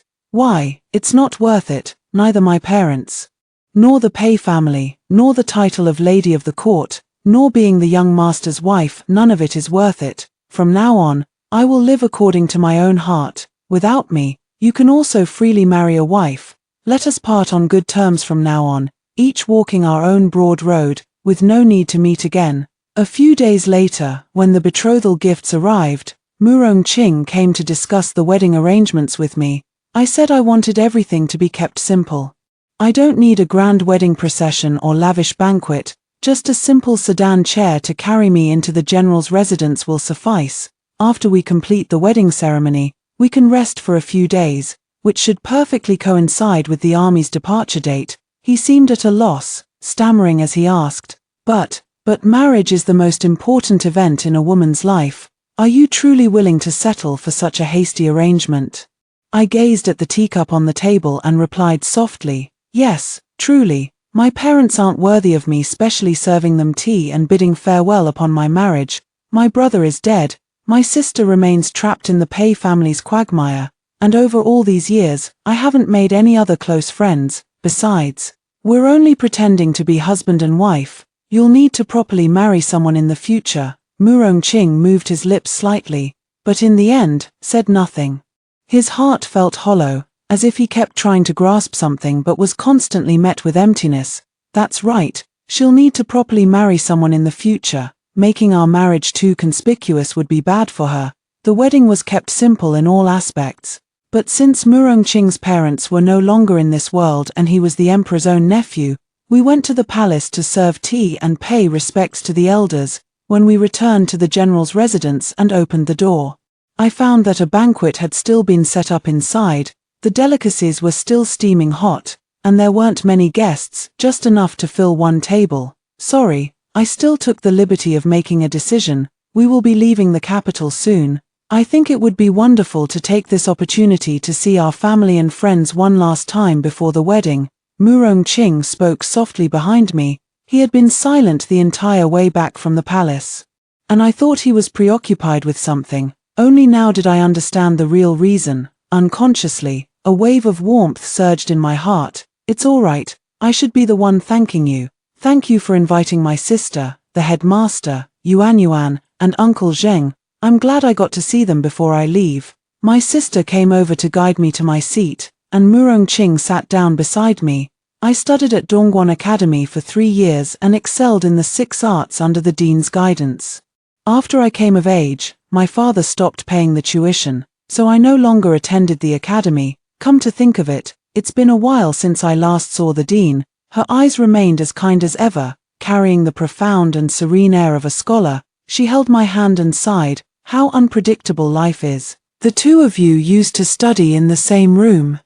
And now you've become husband and wife. We studied in the same room. The dean's words were puzzling. I instinctively glanced at Murong Qing, and he shook his head with a smile. The dean must have remembered it wrong. Back then, Your brother and sister came together to ask me to take you on as a student, she said slowly, sipping her tea. At first, I was reluctant. I didn't show any displeasure, only lowered my head in shame. After all, someone with my lack of talent could never meet the dean's standards for taking on a disciple. Among the 3 Pei siblings, I was the only dull one. I didn't agree right away, only allowed you to study with me for a month first. What can change in a month? Of course, nothing will change. Perhaps my older brother and sister pleaded with the headmaster again, so I was able to become her student for 3 years and avoided 3 years of beatings from my father. But I regretted it in less than a month, even though I had long known I was a hopeless case. Hearing those words still made me feel desolate. It wasn't a day for tears, so I forced a broad smile, only to hear her say, I should have taken you in from the very beginning, like a stone cast into a lake. Stirring ripples upon ripples, I looked up in a daze. Having been a teacher for so many years, I have taught many prodigies, but rarely have I seen a child as diligent as you.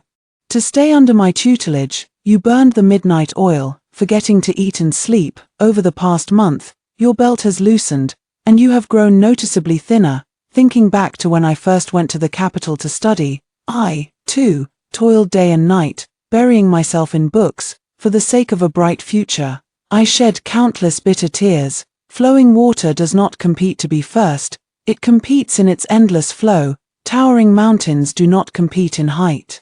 They compete in their vast expanse. Chowning, you have done well in the past, and from now on, do not belittle yourself any longer.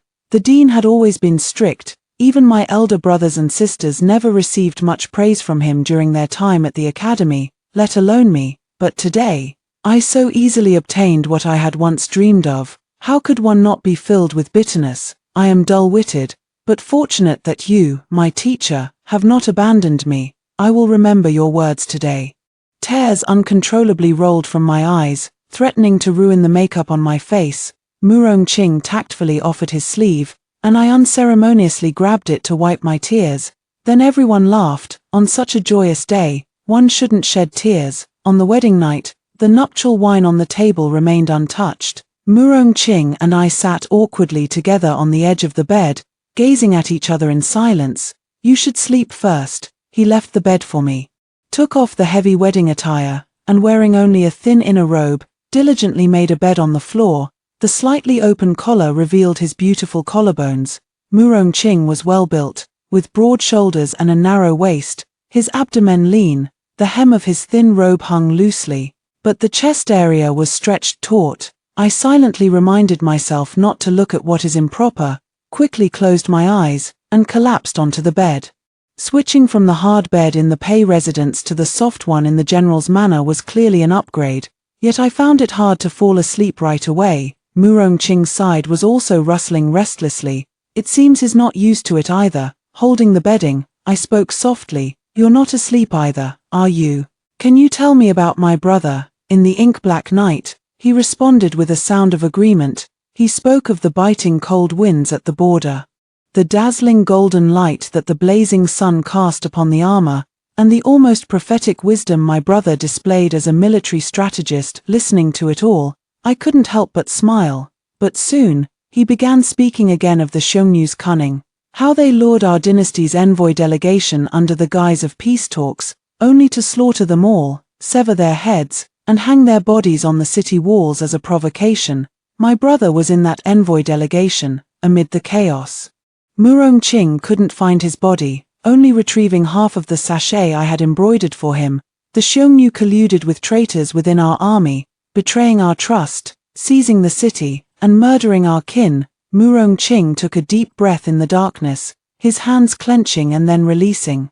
I will not return to the capital until the Xiongnu are defeated. I wept silently, nodding with all my strength. I believe you. If I don't find my brother's body, I will never return to the capital. Even if it's in a mass grave, I will bring my family home. On the day the army set out, the sun hung high in the sky, and the weather was clear and bright.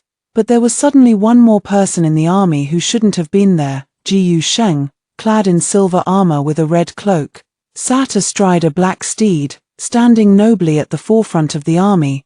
His phoenix eyes swept over me briefly before he angrily averted his gaze. A bad premonition stirred within me. What is he doing here? Someone nearby eagerly explained. I heard that 2 days ago, the heir of our Nguyen who voluntarily requested permission from His Majesty to join the military campaign. Our dynasty truly has no shortage of outstanding young men. Is Jiyu Sheng going to join the army? What is he up to this time? There is more than just Murong Qing who has the talent of a general in this world. At the moment when my mind was in turmoil, Jiyu Sheng's lazy voice reached my ears. He had ridden over on his horse at some point, curling his lips into a smile and saying, "Besides, Chowning, you know we're not ordinary people." He was talking about rebirth. You will eventually realize you chose the wrong person. With me here, he won't be able to become the Duke of Zhen this time. In his previous life, Jiyu Sheng served as an official in the court. He was highly talented and greatly favored by the emperor. Although he had never been to the frontier, he had always been deeply concerned about military affairs. Therefore, his words were well-founded. He had a clear understanding of the frontier situation, and his intention in joining the military expedition this time was to seize Murong Qing's credit. I glared at him angrily. Shallow. Jiyu Cheng's face darkened. So what? He stole my wife, so he shouldn't expect to have it easy. With that, he whipped his horse and rode off without looking back. I was both anxious and furious, wishing I could chase after him and drag him off his horse. In my distress, I turned around and saw Murong Qing leading my white horse toward me. He was still unaware of the future, his clear and bright eyes smiling gently at me. My nose tingled with sourness, and I felt like crying again. I married him not to bring him harm. Did you know, Jiyu Sheng is also going to guard the border?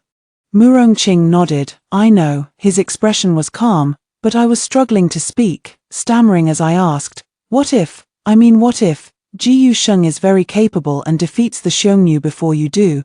The question was rather odd, and Murong Qing chuckled, pulling me into his embrace, his chin resting on my forehead. That would be even better. I was stunned. What? 1 day earlier we drive back the Xiongnu. 1 day earlier the nation will be free from worry.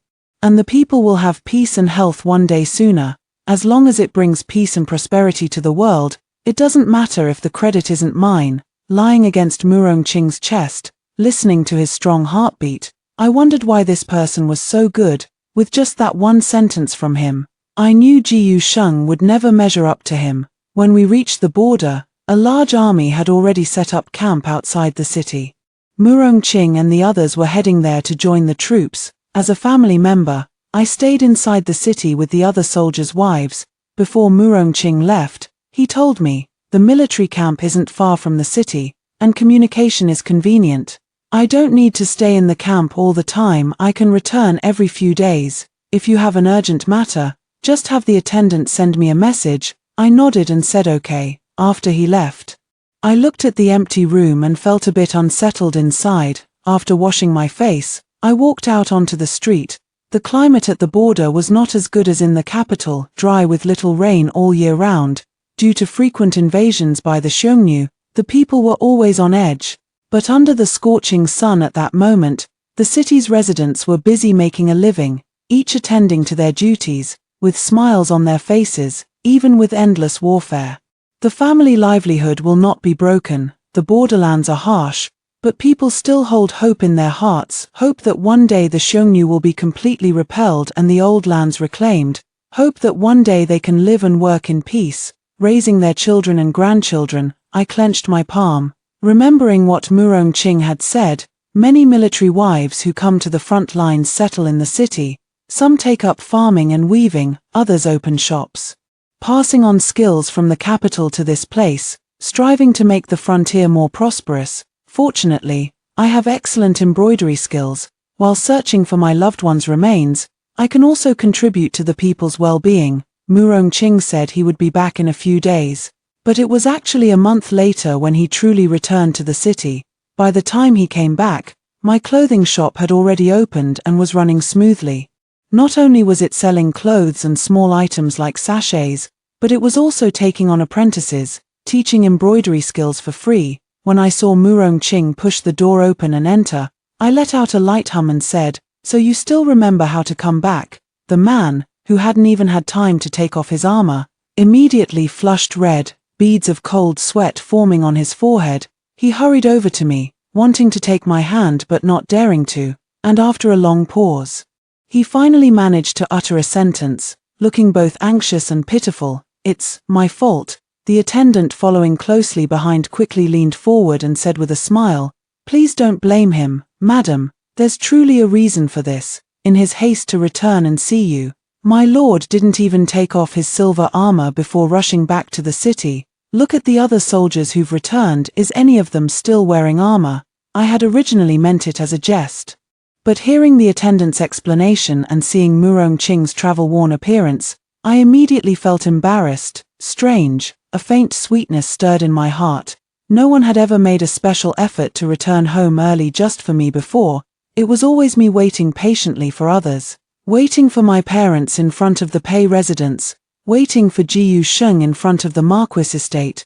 But now, it seemed different. I turned my face away. "In that case, I won't pursue the matter further." Murong Qing laughed, his eyes bright and clear. "Thank you for your mercy, my lady." This time he returned, bringing me much news. Jiyu Sheng indeed took advantage of his rebirth, presenting many tactics and strategies that were originally devised by Murong Qing in his previous life, earning everyone's admiration. The man said this with a calm expression, the air of An Yuan, who is truly extraordinary. The military now holds him in high esteem.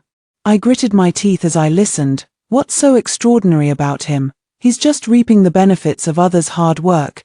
Thanks to his brilliant strategy, we have decided to storm the city in the coming days and reclaim the occupied Yangju city ahead of schedule. In the last major battle, the Xiongnu launched a surprise attack under the guise of peace negotiations, colluding with traitors from within to seize 5 of our cities in one fell swoop. It was at Yangju city that they hung the slain envoy on the city wall, beheading and humiliating him. If I am to search for my brother's remains, Yangju city is the most likely place. Once they recapture Yangju city, I will also leave the place I currently live and go there with the other military wives to help the people restore their livelihoods and repair the city that the Xiongnu wantonly destroyed. Doesn't this wandering life feel bitter to you? Murong Qing asked softly. And I shook my head. It's not bitter. Where the heart finds peace, there lies my home, knowing that my dearest loved one is in this place. No matter how difficult it gets, I no longer fear. Murong Qing left again after just 2 days. He left behind his silver armor, saying his leather armor was torn. I asked the attendant to fetch it and decided to personally take it to the city's military workshop for repairs. The armorer already had quite a few suits of armor. And as I watched the cold gleam reflecting off the plates, a sudden idea struck me. Tell me, could we add an extra protective mirror on the chest? In my previous life, when welcoming triumphant soldiers back to the capital, I remembered that the style of their armor was slightly different from what we have now. They had an additional round bronze plate embedded on the outer part of the breastplate. The armorer looked up. Madam, you are truly far-sighted. The type of armor with a protective mirror that you mentioned is already under development, but it will still take some time to complete a full set. He pointed not far away. If you're worried about your husband, you could follow the example of the military wives over there and sew small pieces of heart-protecting mirrors inside the leather armor. Although it won't be very effective, it might bring some peace of mind. I thanked him and agreed. Yangju city was recaptured faster than expected. 2 months later, I moved to Yangju city with the silver armor that had the heart-protecting mirrors sewn in, along with the other military wives. When I saw Murong Qing again, his figure appeared even more agile, his arms leaner and more powerful, and he seemed much more imposing. Though his skin had been tanned to a wheatish hue, it only made him look more handsome. The attendant had told me that although Jiyu Sheng had earned considerable prestige in the army with his military talent, his master was in no way inferior. In terms of bravery and skill in battle, no one in the army could surpass him.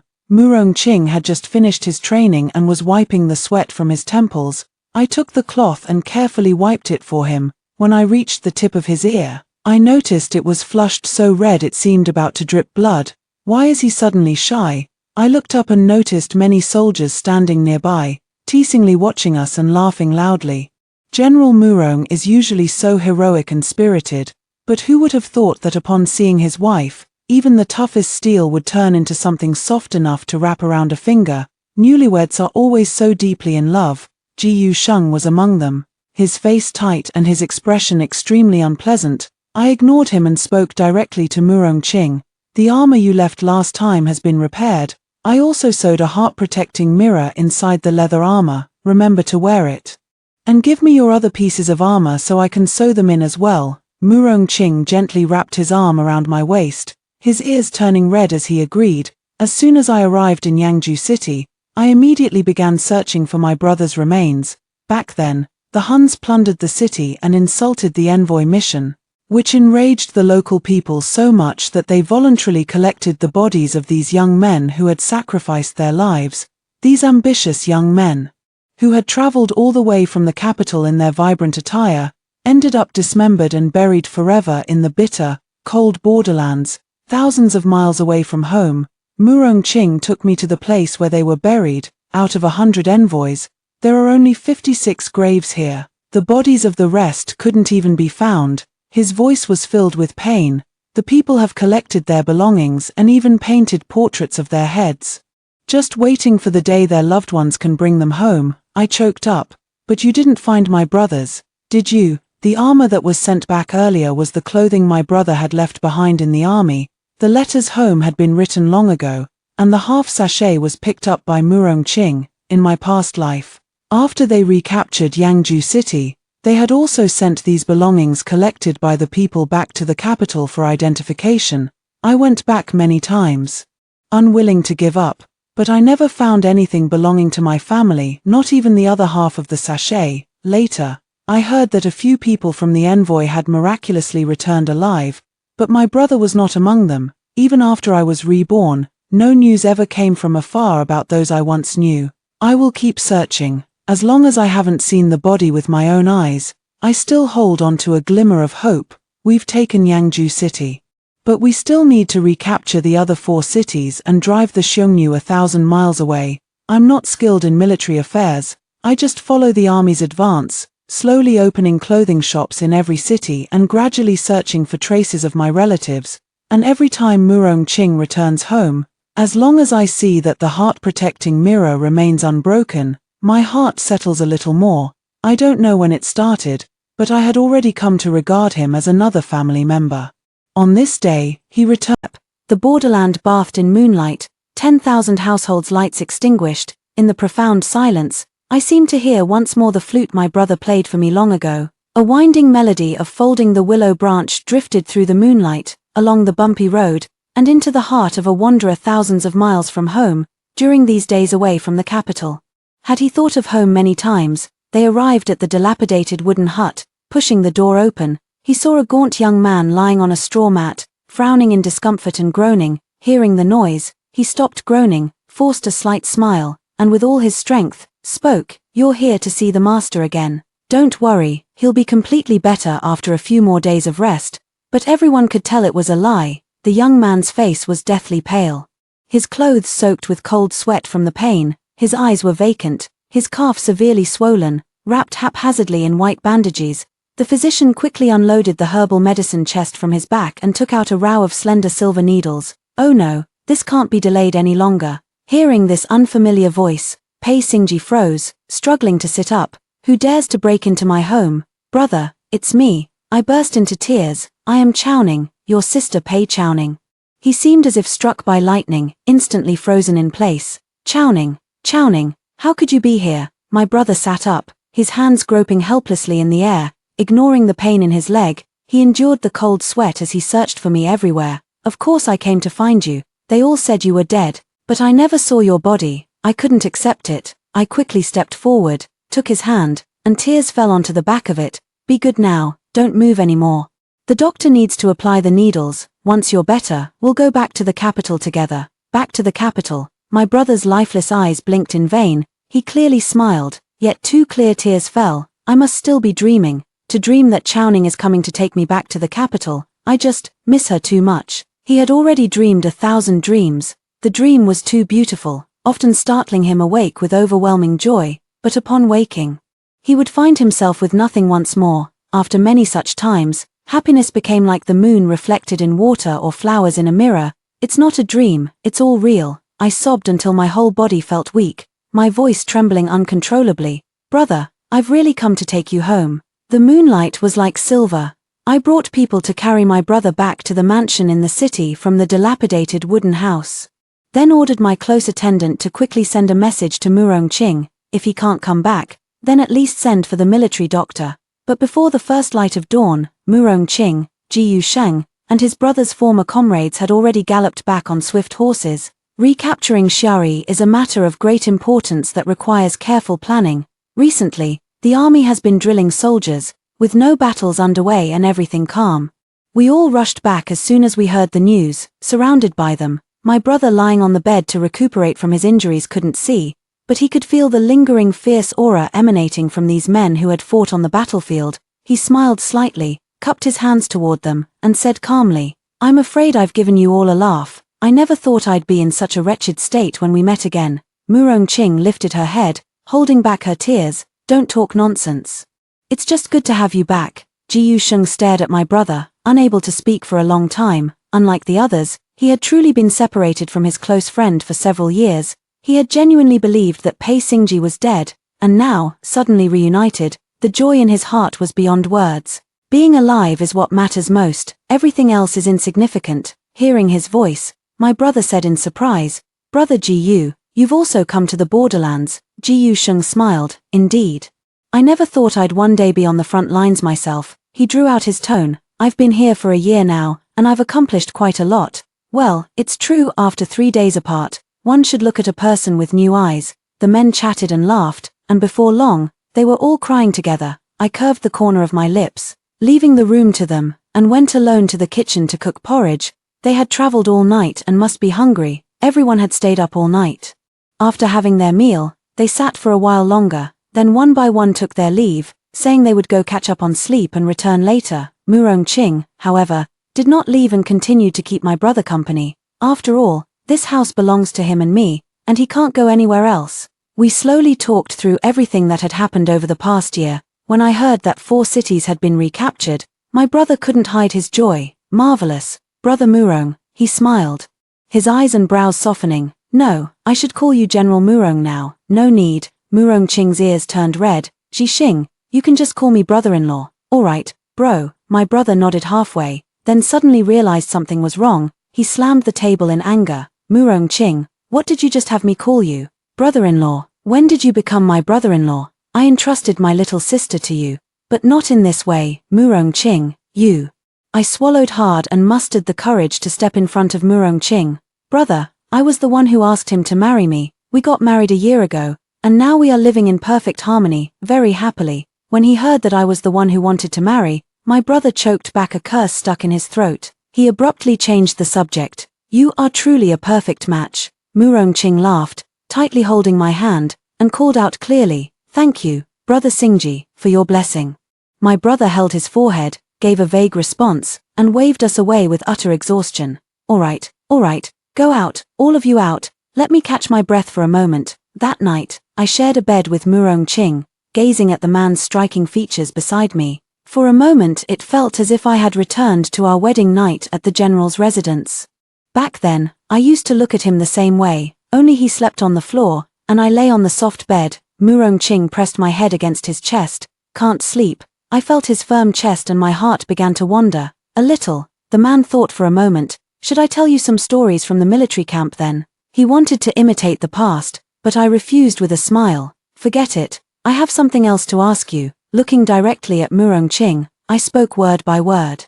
"Did you already like me long ago?" Every moment spent with him over the past year made me doubt this matter. He treated me so well, making me understand the feeling of being cherished.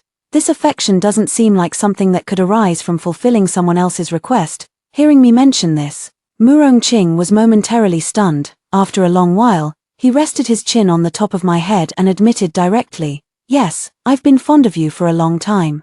I was once your classmate, but you probably didn't know about this." Murong-Ching was once my classmate. When I heard this, I couldn't help but feel surprised. "I don't think I've ever seen you at the academy." He smiled and said, "I never attended the academy either. The first time I saw you was at the dean's place." At that time, Murongqing had a minor injury on his right arm and couldn't wield a sword or hold a blade for several months, with nothing else to do.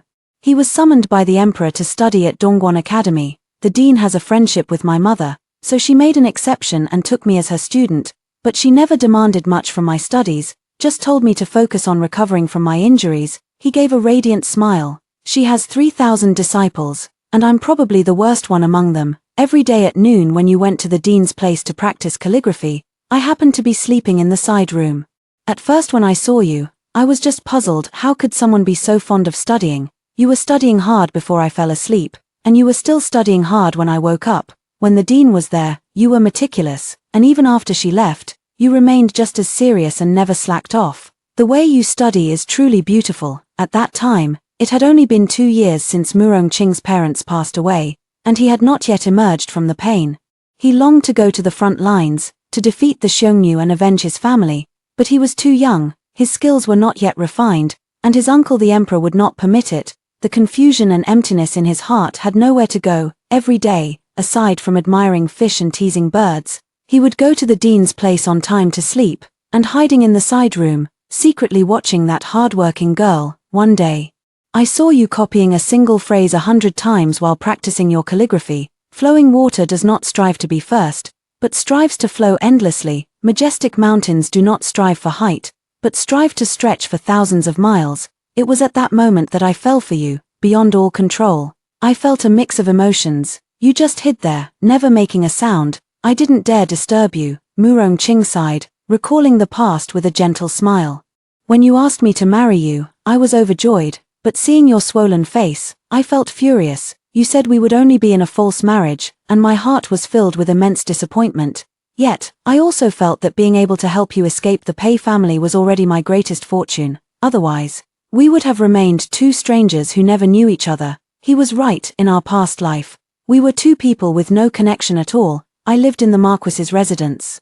While he was stationed at the border, I only knew of him through others' words. But this life is different. I have become his wife, sharing the same bed with him. In the future, I even hope to be buried in the same tomb with him. I held his face in my hands, tears welling in my eyes. Did we owe each other a cup of nuptial wine? Murongqing's eyes grew moist. Understood. He kissed my temple with deep emotion, his robes half undone.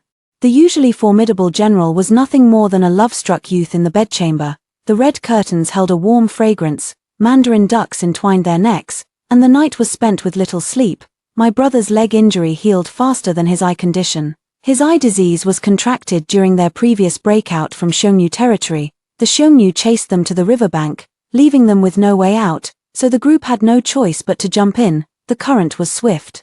And after being struck on the back of the head by a floating log, his vision gradually darkened. Using his last bit of strength, my brother clung to the floating log and then let it carry him along. When he woke up on the shore, he couldn't see anything. At first, he thought it was just dark.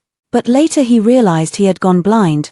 The military doctor said the blindness was due to a blood clot in the back of his head.